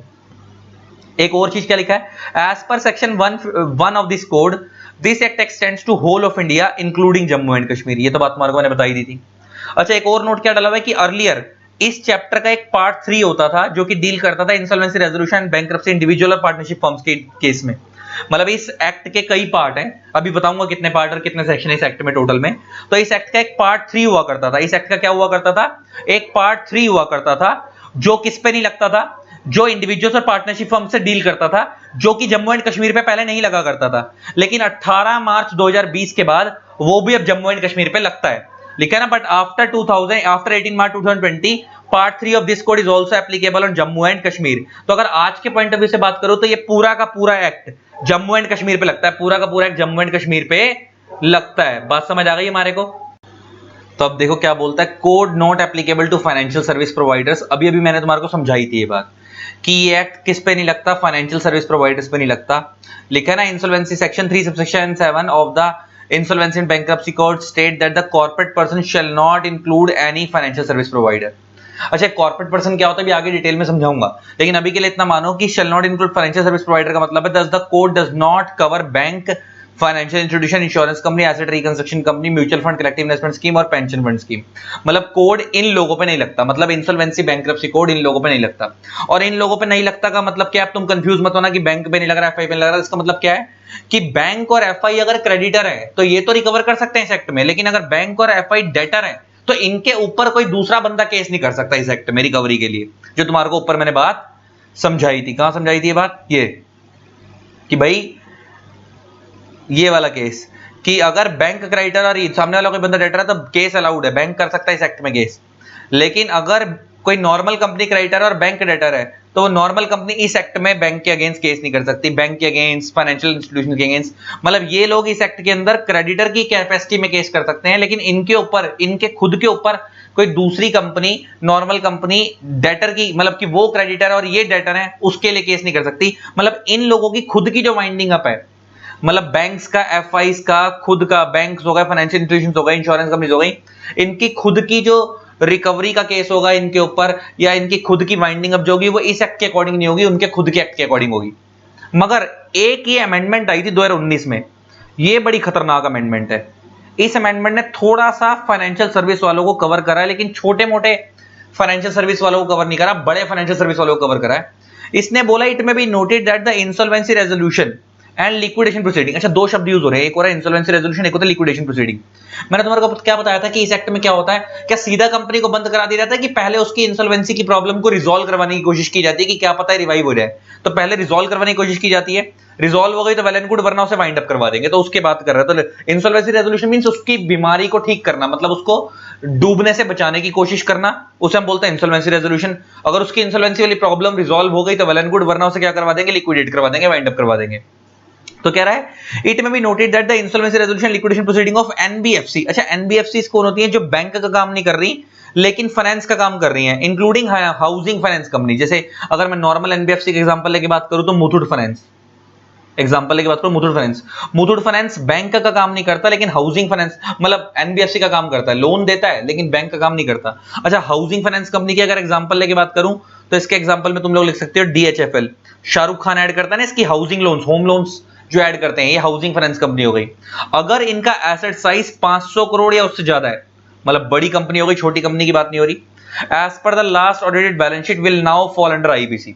मगर ये वाली आईबीसी इसके अंदर फॉल करेंगी। इसका मतलब इनकी जो इनके ऊपर आईबीसी के लॉ लगेंगे, मतलब इनकी वाइंडिंग अप इस लॉ के अंदर हो सकती है। इसका मतलब ये हो गया, इसका मतलब ये है कि नॉर्मली बैंक हो गया, नॉर्मली हमको ये समझना है कि बैंक्स की, एफआईज की, म्यूचुअल फंड्स की, इन लोगों की खुद की जो इंसॉल्वेंसी रेजोल्यूशन वाली स्टेज है या इन लोगों की जो खुद की लिक्विडेशन वाली स्टेज है, जो वाइंडिंग अप वाली स्टेज है, वो कहां नहीं होगी? आईबीसी में नहीं होगी, नहीं होगी, अलाउड नहीं है, इनके खुद के एक्ट के अकॉर्डिंग होगी, है ना। अच्छा, इसका मतलब बैंक, अगर किसी बैंक को, नॉर्मल कंपनी को बंद करवाना है वॉलंटरली तो वो आईबीसी के अकॉर्डिंग हो सकती है, लेकिन अगर किसी बैंक को बंद करवाना है या एफआई को बंद कराना है तो उनके ऊपर आईबीसी के प्रोविजन नहीं लगेंगे, है ना इनके। और अगर कोई, आप भी अगर किसी बैंक के ऊपर, एफआई के ऊपर रिकवरी के लिए केस करना चाहते हो या उनको बंद करवाने के लिए केस करना चाहते हो तो आईबीसी में नहीं करोगे। लेकिन वो ये कह रहा है कि अगर कोई एनबीएफसी है, ये भी फाइनेंस सेक्टर वाली कंपनी है, अगर कोई एनबीएफसी है और इसका एसेट साइज 500 करोड़ और मोर है, तो अब इन लोगों को आफ्टर 2019 इन लोगों की वाइंडिंग अप इस एक्ट में हो सकती है और इन लोगों का इंसॉल्वेंसी रेजोल्यूशन इस एक्ट में हो सकता है। अच्छा, इसका मतलब ये हो गया, तुमने अभी, तुम समझो किसी भी चीज की शुरुआत ना छोटे लेवल से होती है। अच्छा, एनबीएफसी छोटी बच्ची होती है। अच्छा, एनबीएफसी बड़े होती है, बैंक बड़ा होता है, बैंक बड़ा होता है, एनबीएफसी बड़ी होती है, बैंक बड़ा होता है, एनबीएफसी छोटी होती है। एनबीएफसी छोटे लेवल पे काम करती है, बैंक तो बड़े लेवल पे काम करता है। तो अभी इन्होंने एनबीएफसी को कवर करा और एनबीएफसी में भी छोटी एनबीएफसी को कवर करा, मतलब बड़ी एनबीएफसी को कवर करा, छोटी एनबीएफसी को कवर नहीं करा। मतलब अगर कोई छोटी एनबीएफसी है जिसकी एसेट साइज 500 करोड़ से कम है तो उनका जो, आपको पता है इंडिया में जितनी भी एनबीएफसी है वो आरबीआई से रेगुलेट होती है और जितने बैंक है वो भी आरबीआई से रेगुलेट होते हैं। तो जो छोटी एनबीएफसी है जिनका एसेट साइज 500 करोड़ से कम है, उनकी इंसॉल्वेंसी और उनकी वाइंडिंग अप आज भी आरबीआई के लॉ के अकॉर्डिंग होगी, इस एक्ट के अकॉर्डिंग नहीं होगी। लेकिन जिन एनबीएफसी का एसेट साइज 500 करोड़ या उससे ज्यादा है, उनकी वाइंडिंग अप और उनकी इंसॉल्वेंसी रेजोल्यूशन इस एक्ट के अकॉर्डिंग हो सकती है, अलाउड है। तो इससे एक चीज सीखने में ये आ रही है कि हो सकता है कि आने वाले टाइम पे बैंक को, एफआई को, म्यूचुअल फंड को भी इस एक्ट में कवर कर दिया जाए। लेकिन अभी शुरुआत खाली कहां से हुई है? एनबीएफसी से। तो अभी के लिए तुम्हें एज ऑफ नाउ क्या याद करना है? वो ये याद करना है कि ये act normally financial service provider पे नहीं लगता। जो लोग फाइनेंशियल सर्विसेज प्रोवाइड करते हैं, एग्जांपल बैंक, फाइनेंशियल इंस्टीट्यूशंस, उन पे नहीं लगता। मतलब उन लोगों की, बैंक्स की, एफआईज की खुद की, इंश्योरेंस कंपनीज, ये सब इनकी खुद की जो वाइंडिंग अप है और जिनकी खुद की इंसॉल्वेंसी रेजोल्यूशन वाली स्टेज है वो इस एक्ट में नहीं होगी। हाँ, ये खुद के, ये मतलब ये खुद, अगर और कोई बंदा अगर इनके ऊपर रिकवरी के लिए केस करना चाहता है या इनको वाइंड अप करवाने के लिए बैंक को केस करना चाहता है कि बैंक डेटर है और नॉर्मल कंपनी क्रेडिटर है, तो वो भी नहीं कर सकते वो इनके ऊपर रिकवरी के लिए केस। हाँ, लेकिन अगर बैंक क्रेडिटर है, बार बार रिपीट कर रहा हूं इन चीजों को ताकि तुम्हारे दिमाग में बैठ जाए, और एफआई क्रेडिटर है और इन्होंने किसी को लोन दिया तो वो लोग अपनी रिकवरी के लिए कर सकते हैं, है ना। तो इसका मतलब सम अप करें तो बैंक ने, तो अगर मैं ऐसे समझाऊं तो अगर बैंक ने, बैंक क्रेडिटर है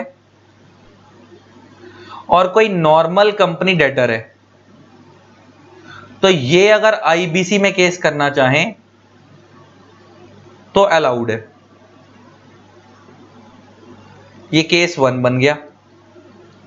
केस 2, एक्स लिमिटेड डेटर है, बैंक क्रेडिटर है, और सॉरी एक्स लिमिटेड क्रेडिटर है,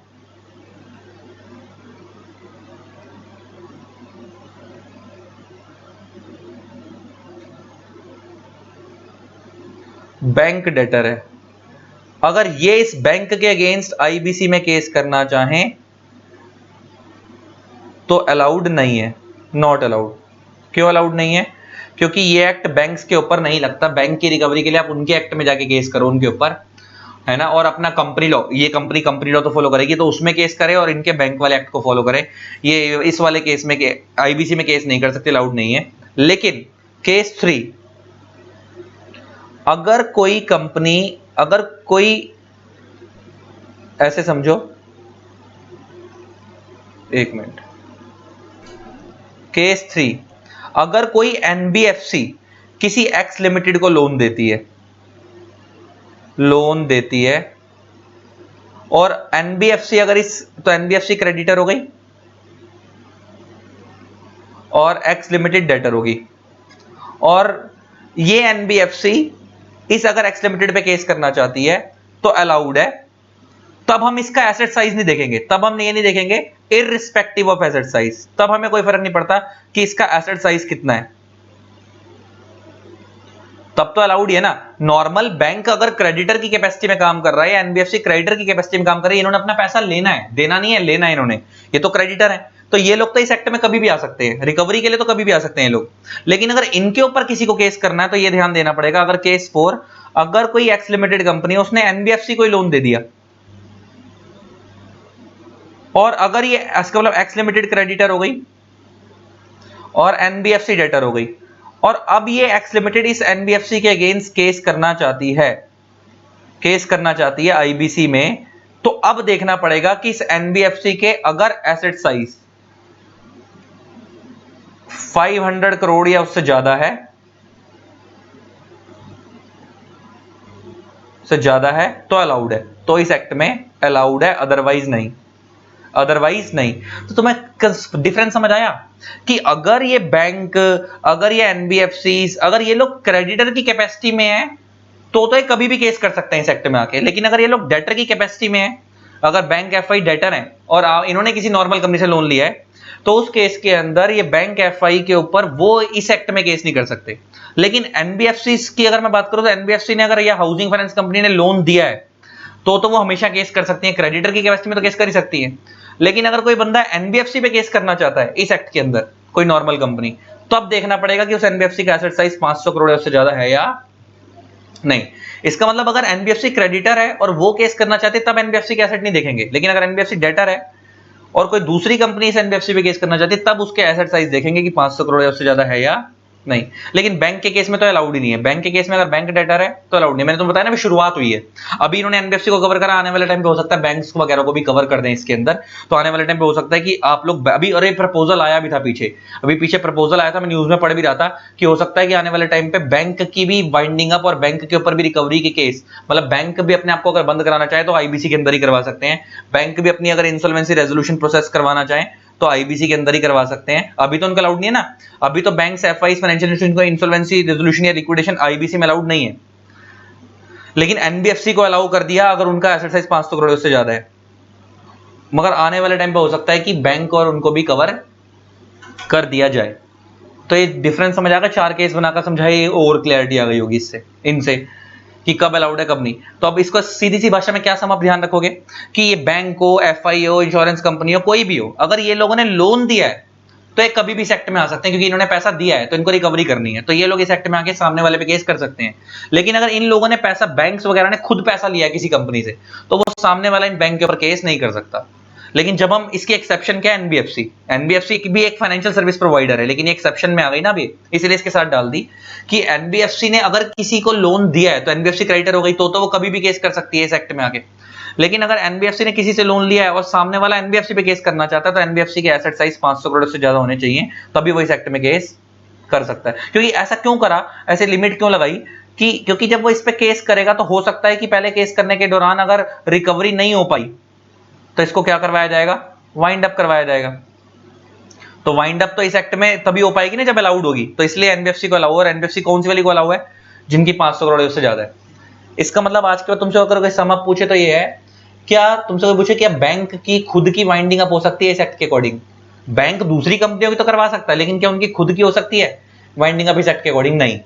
क्या बैंक की खुद की इंसॉल्वेंसी रेजोल्यूशन हो सकती है इस एक्ट के अकॉर्डिंग, मतलब अपनी प्रॉब्लम को रिवाइवल करवा सकते हैं अपनी कंपनी को? बैंक खुद अपने, बैंक भी तो डूबते हैं, तो बैंक अपना रिवाइवल करवा सकते हैं इस एक्ट के अंदर? नहीं। बैंक हो गई, इंश्योरेंस कंपनी, इन सबको अलाउड नहीं है क्योंकि अपना लॉ फॉलो करेंगी, ठीक है। लेकिन अगर तुमसे बोले कोई एनबीएफसी, तो एनबीएफसी क्या इस एक्ट के अंदर अपनी वाइंडिंग अप करवा सकती है, अपना रिवाइवल करवा सकती है, यस, लेकिन शर्त क्या है, उनका एसेट साइज 500 करोड़ उससे ज्यादा होना चाहिए। अब बता रहा है, देखो इस एक्ट के आने से पहले कह रहा है इंडिया में कौन कौन से लॉ थे। अब देखो वो बता रहा है तुम्हारे को, there were multiple overlapping laws and adjudicating forum. Adjudicating forum का मतलब है जहां पे केस जाता है।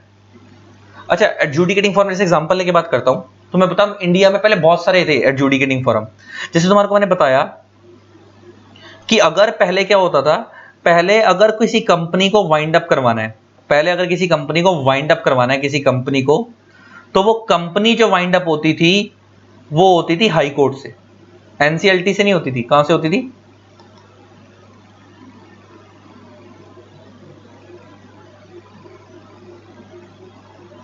क्या हो गया इसको, चल क्यों नहीं रहा? हाँ, तो कंपनी वाइंड अप पहले कहां होती थी? हाई कोर्ट में, हाई कोर्ट से पहले होती थी। अच्छा, अगर उस कंपनी को रिवाइव करवाना है, अगर उस कंपनी को क्या करवाना है, रिवाइव करवाना है, तो उसके लिए मैंने तुम्हारे को बताया था पहले सी का एक्ट होता था, तो वहां पे एक अलग अथॉरिटी थी, उधर जो अथॉरिटी थी उसका नाम था, उधर जो अथॉरिटी थी उसका नाम था BIFR, BIFR, board for industrial and financial reconstruction, board for industrial and financial reconstruction. ये अभी मैं पहले की बात बता रहा हूं कि पहले क्या हुआ करता था।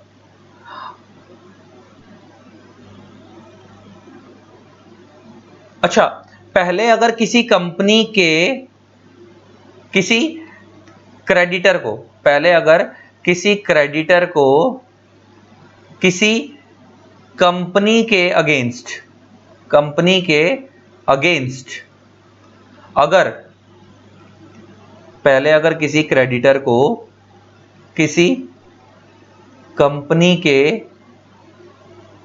अगेंस्ट अगर रिकवरी के लिए केस फाइल करना होता था, रिकवरी के लिए, अपना पैसा रिकवर करने के लिए, रिकवरी के लिए केस फाइल करना होता था, तो वो एक अथॉरिटी होती थी CLB, company law board, case वहां जाता था, कंपनी लॉ बोर्ड, तो केस कहां जाता था? वहां जाता था। लेकिन अब नए वाले कंपनी एक्ट में तो सब हट गया, अब सब जगह एक ही जगह जाएगा, एनसीएलटी में। अब आज के डेट में एक ही अथॉरिटी है, कौन सी? इसका, इस एक्ट के अंदर, एनसीएलटी। तो अगर मान लो अगर आपको किसी कंपनी को वाइंड अप करवाना है ना, तो भी वो एनसीएलटी के थ्रू होएगी आज की डेट में। अगर आपको किसी कंपनी को रिवाइव करवाना है, तो जो पहले BIFR पे केस जाता था वो अब वहां नहीं आता, क्योंकि सी का ये अबॉलिश हो गया, और वो अथॉरिटी सी का एक्ट के अंदर थी, और सी का एक्ट अबॉलिश हो गया, मैंने तुम्हारे को बताया, तो ये अथॉरिटी भी खत्म हो गई ऑटोमेटिक, तो वो नहीं जाता। पहले अगर आपको रिकवरी के लिए केस करना होता था, CLB पे जाता था, कंप्लीट बोर्ड पे, ये भी खत्म हो चुका है बोर्ड, अब इसकी जगह भी क्या, एनसीएलटी। तो अब एक ही अथॉरिटी हो गई कंपनीज के लिए, सिंगल अथॉरिटी हो गई एनसीएलटी। तो क्या टाइम बच गया हमारा? पहले रिकवरी के लिए अलग जगह जाते थे, है ना, रिवाइवल के लिए अलग जगह जाते थे, वाइंड अप के लिए अलग जगह जाते थे, अब सब कुछ एक ही जगह पे होता है, सिंगल अथॉरिटी में। तो यही कह रहा है। अच्छा, इन्हीं इसी को हम क्या बोलते हैं, एनसीएलटी को हम क्या बोल रहे हैं यहाँ पे? Adjudicating authority. क्या बोल रहे हैं? Adjudicating authority. एडजुडिकेटिंग का मतलब क्या होता है तुम्हारे को पता है? एडजुडिकेटिंग का मतलब होता है डिक्लेरेशन, एडजुडिकेटिंग का मतलब डिक्लेरेशन, जजमेंट पास करना। तो डिक्लेरेशन अथॉरिटी का मतलब क्या हो गया? जजमेंट देना। जब आप, अच्छा, एनसीएलटी पे आप लोग क्यों जा रहे हो? एनसीएलटी पे आप क्यों जा रहे हो? जजमेंट लेने, कि भाई हमारा डिस्प्यूट है, इसको सॉल्व करवाओ। तो जज क्या देगा? एनसीएलटी का जज क्या देगा? जजमेंट देगा। तो जो जज जजमेंट देता है उसे हम क्या बोलते हैं? Adjudicating authority. तो इस एक्ट में एडजुडिकेटिंग अथॉरिटी कौन है? एनसीएलटी। अच्छा, इस एक्ट में एडजुडिकेटिंग अथॉरिटी अलग अलग है, कंपनीज के लिए और एलएलपी के लिए एनसीएलटी है, इंडिविजुअल्स के लिए और पार्टनरशिप फर्म के लिए डेट रिकवरी ट्रिब्यूनल है, अभी उसके बारे में बात करूंगा। उनकी अथॉरिटी अलग है, इनकी अथॉरिटी अलग है, एडजुडिकेटिंग अथॉरिटी अलग है। तो एडजुडिकेटिंग अथॉरिटी मतलब कौन है? जहां पे केस जाता है, जैसे दो बंदों की लड़ाई हो रही है तो केस कोर्ट में जाता है, तो वहां पे कोर्ट डिस्ट्रिक्ट कोर्ट में आता है, तो डिस्ट्रिक्ट कोर्ट क्या? Adjudicating authority. तो जब दो कंपनियों की लड़ाई होती है तो केस कहां जाता है? एनसीएलटी में। तो एनसीएलटी क्या है? Adjudicating authority. ठीक है, तो और एनसीएलटी क्या होता है तुम्हारे को मैंने बता ही दिया, नेशनल कंपनी लॉ ट्रिब्यूनल।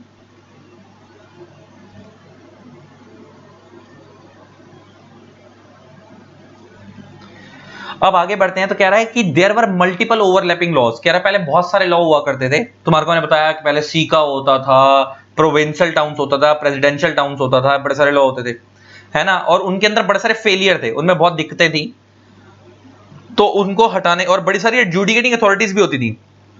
कौन कौन से लॉ होते थे? जैसे कह रहा है एक चैप्टर 9 और चैप्टर 19 और चैप्टर 20 ऑफ कंपनी एक्ट। अच्छा, चैप्टर 19 और चैप्टर 20 किसका आपको पता है ना? कंपनी एक्ट में 29 चैप्टर्स हैं, तो उसमें से चैप्टर जो 19 है वो डील करता है provisions relating to sick companies, provisions relating to sick companies, जो कंपनीज फाइनेंशियली वीक हैं उसको रिकवरी करवाने के प्रोविजन थे यहां पे। और चैप्टर 20 के अंदर किस चीज के प्रोविजन थे?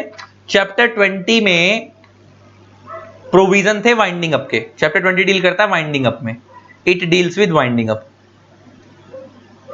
तो आपको पता ही है अब कि रिकवरी के केस भी अब सारे कहां जाते हैं? आईबीसी में, जो पहले कंपनी एक्ट में और सीका में हुआ करते थे। और वाइंडिंग अप में भी वॉलंटरी वाइंडिंग अप कहां पे होती है? आईबीसी में। तो ये हट गया, मतलब कंपनी एक्ट तो आज भी चल रहा है लेकिन उसमें से ये चीजों में अमेंडमेंट आ गई। नेक्स्ट उसके अलावा एक सेक्शन 391 कहां का? कंपनी एक्ट 1956 का। अच्छा, ऊपर बात हो रही थी 2013 वाले कंपनी एक्ट की, कंपनी एक्ट 1956 का पुराना वाला कंपनी एक्ट, उसमें भी अच्छा 391 में किस चीज की बात होती थी? उसमें भी कंपनियों को रिवाइवल करवाने की और वाइंड अप करवाने की बात होती थी, तो वो भी अब हट गया। इसके अलावा एक एक्ट होता था इंडिया में आरडीडीबीएफआई। अच्छा, ये अभी भी है लेकिन इसके भी कुछ प्रोविजंस कहां आ गए हैं? आईबीसी में।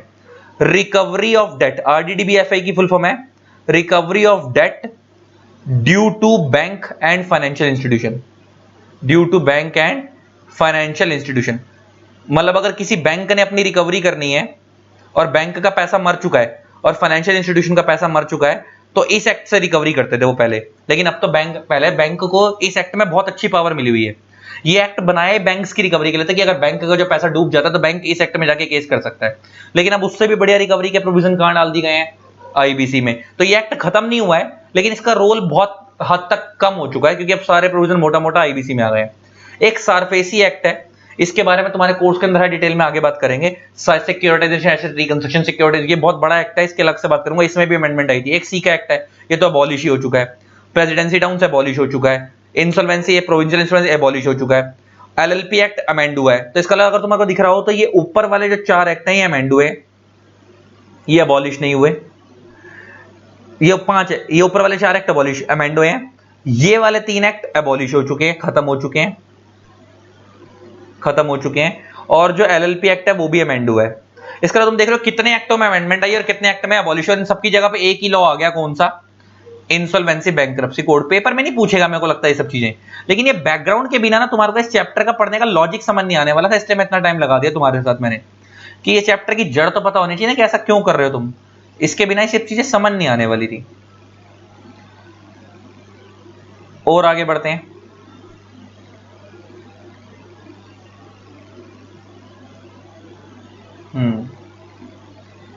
आगे बढ़ो, चलो। अब बोलता है कि ये जो लीगल फ्रेमवर्क था ये इतना इफेक्टिव नहीं था। Did not aid lenders, aid का मतलब हेल्प। ये जो अच्छा लीगल फ्रेमवर्क का मतलब ये ऊपर वाला फ्रेमवर्क, ये ऊपर वाला, ये जो था वो कह रहा है ये नॉट मच इफेक्टिव, ये इतना इफेक्टिव नहीं था, इतना हेल्पफुल नहीं था क्योंकि बहुत दिक्कत होती थी, बहुत टाइम लगता था।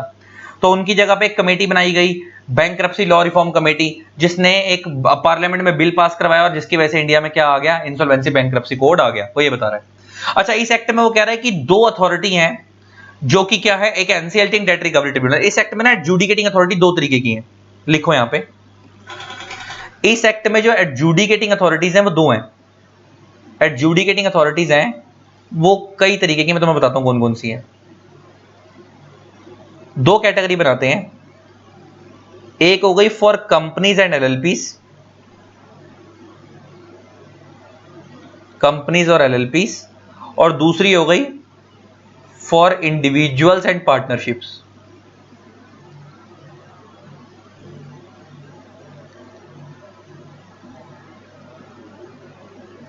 एडजुडिकेटिंग अथॉरिटी का मतलब कि जो आप वाइंडिंग अप की एप्लीकेशन लगा रहे हो या रिकवरी की एप्लीकेशन लगा रहे हो इस एक्ट में, तो किन लोगों के पास जाएगी वो एप्लीकेशन? जैसे नॉर्मल बंदे का डिस्प्यूट होता है वो कोर्ट में जाता है, अगर वो आईबीसी में केस कर रहा है तो किन लोगों के पास जाएगा? अगर वो केस जो है वो कंपनी से रिलेटेड है या एलएलपी से रिलेटेड है तो वो केस कहां जाएगा? और अगर वो डिस्प्यूट जो है इंडिविजुअल से रिलेटेड है तो केस कहां जाएगा? उसके बारे में बात करते हैं। कंपनीज और एलएलपी के डिस्प्यूट के लिए जो एक्ट में अथॉरिटी बनी है उसका नाम है NCLT, national company law tribunal. And अगर कोई बंदा एनसीएलटी के डिसीजन से सेटिस्फाइड नहीं होता तो अपील जाएगी एनसीएलएटी पे, LAT, national company law appellate tribunal.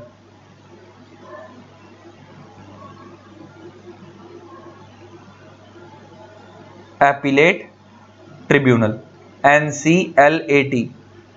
And अगर कोई बंदा एनसीएलटी के डिसीजन से भी सेटिस्फाइड नहीं होता तो अपील जाएगी सुप्रीम कोर्ट पे। तो अपील कहां जाएगी? सुप्रीम कोर्ट पे। ये तो किसके पॉइंट ऑफ व्यू से बात हो गई? कंपनीज और एलएलपी के पॉइंट ऑफ व्यू से। अगर इंडिविजुअल्स और पार्टनरशिप्स को इस एक्ट में अपनी वाइंडिंग अप करवानी है, इंसॉल्वेंसी बैंकरप्सी करवानी है, अगर कंपनीज और एलएलपी को अपनी इस एक्ट के अंदर वाइंडिंग अप या इंसॉल्वेंसी करवानी है तो इधर इधर केस जाएगा। अगर इंडिविजुअल्स को और पार्टनरशिप्स को अपनी बैंकरप्सी वगैरह करवानी है तो केस कहां जाएगा? एक अथॉरिटी है, उसका नाम है DRT, date recovery tribunal. Case यहां जाएगा। इनका केस एनसीएलटी में नहीं जाएगा, इनका केस यहां जाएगा। तो अगर आप किसी इंडिविजुअल के अगेंस्ट केस करके इंडिविजुअल से पैसा रिकवर करना चाहते हो तो आप एनसीएलटी पे नहीं जाओगे, डीआरटी पे जाओगे। और अगर आप किसी कंपनी से अपना पैसा रिकवर करना चाहते हो तो आप कहां जाओगे? एनसीएलटी पे जाओगे। केस आईबीसी के अंदर ही फाइल होगा, लेकिन अथॉरिटीज दो अलग अलग है। तो इनके लिए अथॉरिटी कौन है? Date recovery. और ये अगर कोई कंपनी अपने आपको बंद कराना चाहती है वॉलंटरली, एलएलपी अपने आपको बंद कराना चाहती है तो एनसीएलटी पे जाएगी। कोई इंडिविजुअल या पार्टनरशिप फर्म अपने आपको बंद करवाना चाहती है तो वो कहां जाएंगे? मतलब इंडिविजुअल अपने आपको बैंकरप्ट डिक्लेयर करवाना चाहता है या कोई पार्टनरशिप अपने आपको बंद करवाना चाहती है तो वो कहां जाएगी? डेट रिकवरी ट्रिब्यूनल पे। और अगर आप सेटिस्फाइड नहीं हो तो अपील कहां जाएगी? डेट रिकवरी एपीलेट ट्रिब्यूनल पे।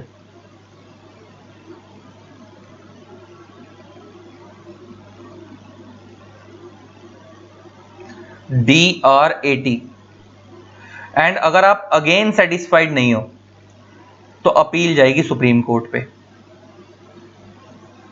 इसका मतलब समझ आ गया तुम्हारे को?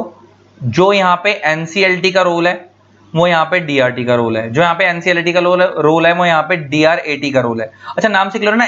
अपील से ए का अपील, एपीलेट मतलब अपील से, अपील यहां जाएगी। और जो यहां पे सुप्रीम कोर्ट है वो यहां भी सुप्रीम कोर्ट है। इनके पास कौन से केस जाएंगे? कंपनीज एलएलपी के। इनके पास कौन से केस जाएंगे? इंडिविजुअल पार्टनरशिप के। ये इस एक्ट की क्या है? एडजुडिकेटिंग अथॉरिटीज है। तो जरा देखो ऊपर कह रहा है the code offers a uniform comprehensive legislation encompassing all companies, partnership firms, individuals. कह रहा है ये एक्ट सब पे लगता है, कंपनीज पे, पार्टनरशिप फर्म्स, इंडिविजुअल सब पे लगता है। और कह रहा है इस एक्ट की जो अथॉरिटी है वो कौन कौन सी है? एनसीएलटी और डेट रिकवरी ट्रिब्यूनल। दो अथॉरिटी है मेन। अब इनका क्या रोल है मैंने तुम्हारे को बता दिया। किन क्या केस कहां कहां जाएगा जरा देखो। कह रहा है adjudication process related to company और LLP would fall under NCLT and in relation to individual partnership would fall under DRT. आ गई बात? जो कंपनीज और एलएलपी का केस होगा वो कहां जाएगा? एनसीएलटी पे। और जो इंडिविजुअल पार्टनरशिप का केस होगा वो डीआरटी पे जाएगा। अच्छा, कह रहा है इस एक्ट में एक रेगुलेटरी बॉडी भी है, वो कौन है? IBBI, insolvency bankruptcy board of India, IBBI. इसको हम शॉर्ट में बोलते हैं आईबीबीआई, आईबीबीआई इंसॉल्वेंसी। जैसे अच्छा एक बात बताओ, जैसे लिस्टेड कंपनी होती है, अच्छा एक बात बताओ, ये आईबीबीआई क्या एक रेगुलेटरी बॉडी है? मैं तुम्हें बताता हूं। जैसे लिस्टेड कंपनीज के लिए इंडिया में रेगुलेटर कौन है? अगर मैं तुमसे बात करूं लिस्टेड कंपनीज की, तो लिस्टेड कंपनीज का जो रेगुलेटर है वो कौन है? सेबी। आपको पता है SEBI, security exchange board of India. अच्छा, अगर मैं बात करूं तुम्हारे से लिस्टेड कंपनीज के अलावा इंश्योरेंस कंपनीज की, तो इंश्योरेंस कंपनीज का इंडिया में रेगुलेटर कौन है? IRDA, insurance regulatory development authority. अच्छा, अगर मैं बात करूं बैंकिंग कंपनीज की, तो बैंकिंग कंपनीज का इंडिया में रेगुलेटर कौन है? आरबीआई। तो सिमिलरली जो इंडिया में इंसॉल्वेंसी मैटर्स होंगे, उनको रेगुलेट करने के लिए एक बॉडी बनाई गई, रेगुलेट करने के लिए कि इंडिया में इंसॉल्वेंसी मैटर किस तरीके से रेगुलेट होंगे, उसके लिए बॉडी बनाई गई। उसका नाम है IBBI, insolvency bankruptcy board of India and bankruptcy board of India. मतलब जितने भी इस एक्ट के अंदर रेगुलेशन, जैसे आपको पता है सेबी रेगुलेशंस बनाता है लिस्टेड कंपनी से रिलेटेड, उनको स्टॉक मार्केट पे रेगुलेट करने की रेगुलेशन कौन बनाता है? सेबी।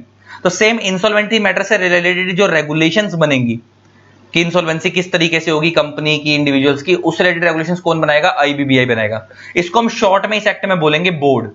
तो जैसे हम कंपनी लॉ में बोर्ड बोलते हैं तो बोर्ड का मतलब होता है कंपनी लॉ में बोर्ड ऑफ डायरेक्टर। जब हम इस एक्ट में बोर्ड शब्द समझेंगे तो उस बोर्ड का मतलब है आईबीबीआई। यहां पे बोर्ड का मतलब बोर्ड ऑफ डायरेक्टर मत समझ लेना। इस एक्ट में जब बोर्ड शब्द आएगा तो उस बोर्ड शब्द का मतलब है insolvency bankruptcy board of India. जब हम कंपनी लॉ में बोर्ड शब्द लिखा हुआ पढ़ते हैं तो वहां पे बोर्ड का मतलब होता है बोर्ड ऑफ डायरेक्टर। अच्छा, जब हम सेबी लॉ में बोर्ड का मतलब पढ़ते हैं तो वहां पे हम पढ़ते हैं बोर्ड का मतलब होता है SEBI, security exchange board of India. तो हर जगह बोर्ड का मतलब अलग होता है। नॉर्मली कंपनी लॉ में बोर्ड का मतलब बोर्ड ऑफ डायरेक्टर है, सेबी लॉ में बोर्ड का मतलब सेबी है, security exchange board of India. इस एक्ट के अंदर बोर्ड का मतलब है insolvency and bankruptcy board of India. ये क्या है, रेगुलेटरी बॉडी है इस एक्ट की। और जो इसके फर्स्ट चेयरमैन थे इंडिया के अंदर, वो थे CS साहू। जिसके फर्स्ट टाइम चेयरमैन थे वो एक CS थे, उनका नाम था CS साहू। ये इससे पहले IBBI में आने से पहले जो इंडिया में कंपटीशन कमीशन ऑफ इंडिया, ये पहले उसके भी चेयरमैन थे, बाद में फिर इसमें आ गए थे। ये नॉलेज के लिए तुम्हारी चीजें बताई हैं। तो कह रहा है और इंडिया में इन सारे मैटर्स को जो अच्छा जो ये इंसॉल्वेंसी होगी, ये जो अगर कोई कंपनी बंद हो रही है तो इन मैटर्स को देखने के लिए कोई प्रोफेशनल्स होते होंगे, उनको हम इस एक्ट में बोलेंगे नाम इंसॉल्वेंसी प्रोफेशनल। अच्छा, जैसे कोई कंपनी बंद होती है तो उस बंद कराने के लिए एक बंदा आता है कोर्ट से, उसे हम लिक्विडेटर बोलते हैं ना, लिक्विडेटर, उसे इस एक्ट में हम इंसॉल्वेंसी प्रोफेशनल बोल रहे हैं। अगर कोई बंदा इस एक्ट में किसी कंपनी को बंद करवाएगा तो जैसे हम नॉर्मल भाषा में उसे लिक्विडेटर बोलते हैं, उसे इस एक्ट में हम क्या बोलते हैं, इंसॉल्वेंसी प्रोफेशनल, शॉर्ट में बोलते हैं IP। तो IP का काम क्या होगा इस एक्ट में, किसी कंपनी को बंद करवाना, उस कंपनी का रिवाइवल करवाने की कोशिश करना। तो जो बंदे इस मैटर्स को देखेंगे उन्हें हम क्या बोलेंगे, IP। ये बाय क्वालिफिकेशन कौन होते हैं, CA, CS या CMA एडवोकेट्स होते हैं। और उनके लिए कुछ ऐसा नहीं कि कोई फ्रेशर मुंह उठाकर यहाँ पे इंसॉल्वेंसी प्रोफेशनल बन जाएगा, इसके लिए कुछ सालों का एक्सपीरियंस चाहिए होता है। अभी आगे पढ़ाऊंगा कि मिनिमम इतने साल का एक्सपीरियंस होगा तभी आप IP बन सकते हो, और इसके लिए आपको एक इंसॉल्वेंसी प्रोफेशनल का एग्जाम भी क्लियर करना पड़ता है। तो मैं दिखा भी देता हूँ, पूरे इनकी एक वेबसाइट अलग से दिखाता हूँ।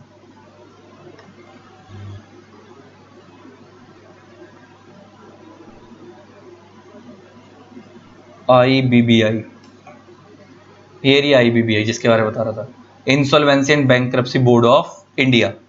देखो इनके अंदर एग्जामिनेशन के बारे में लिखा है ना, लिमिटेड इंसॉल्वेंसी एग्जामिनेशन, वही इंसॉल्वेंसी प्रोफेशनल का एग्जाम देने के लिए अगर आपको इंडिया में इंसॉल्वेंसी प्रोफेशनल बनना है तो उसका एग्जाम देना पड़ता है पहले। अच्छा, उसके लिए रिसोर्सेज क्या होंगे, कहाँ कहाँ से आप तैयारी कर सकते हो, लीगल फ्रेमवर्क में मतलब IBC एक्ट दिया हुआ है, इसमें IBC के रूल्स दिए हुए हैं, ये बॉडी है। ठीक है जी, चलो आज के लेक्चर को यहीं तक रखते हैं यार। आपका बेस बन गया, हिस्टोरिकल बैकग्राउंड से नेक्स्ट क्लास में करेंगे। वैसे बहुत सारी चीज़ तुम्हारे को हिस्टोरिकल बैकग्राउंड में ही पता है। आज का लेक्चर को यहीं तक रखते हैं। आई होप आपको लेक्चर अच्छा लगा होगा। इसी तरीके से वीडियोस को प्यार देते रहे। Keep loving, keep supporting. Thanks a lot, bye bye. बहुत डिटेल में मैंने तुम्हारा बेस बनवाया है इस चैप्टर का। जिन लोगों ने अभी तक हमारे चैनल को सब्सक्राइब नहीं करा, यूट्यूब पे सब्सक्राइब कर देना, साथ में बेल आइकन को प्रेस कर देना ताकि आप लोगों को मेरे न्यू वीडियोस की नोटिफिकेशन मिलती रहे। Tata, love you all.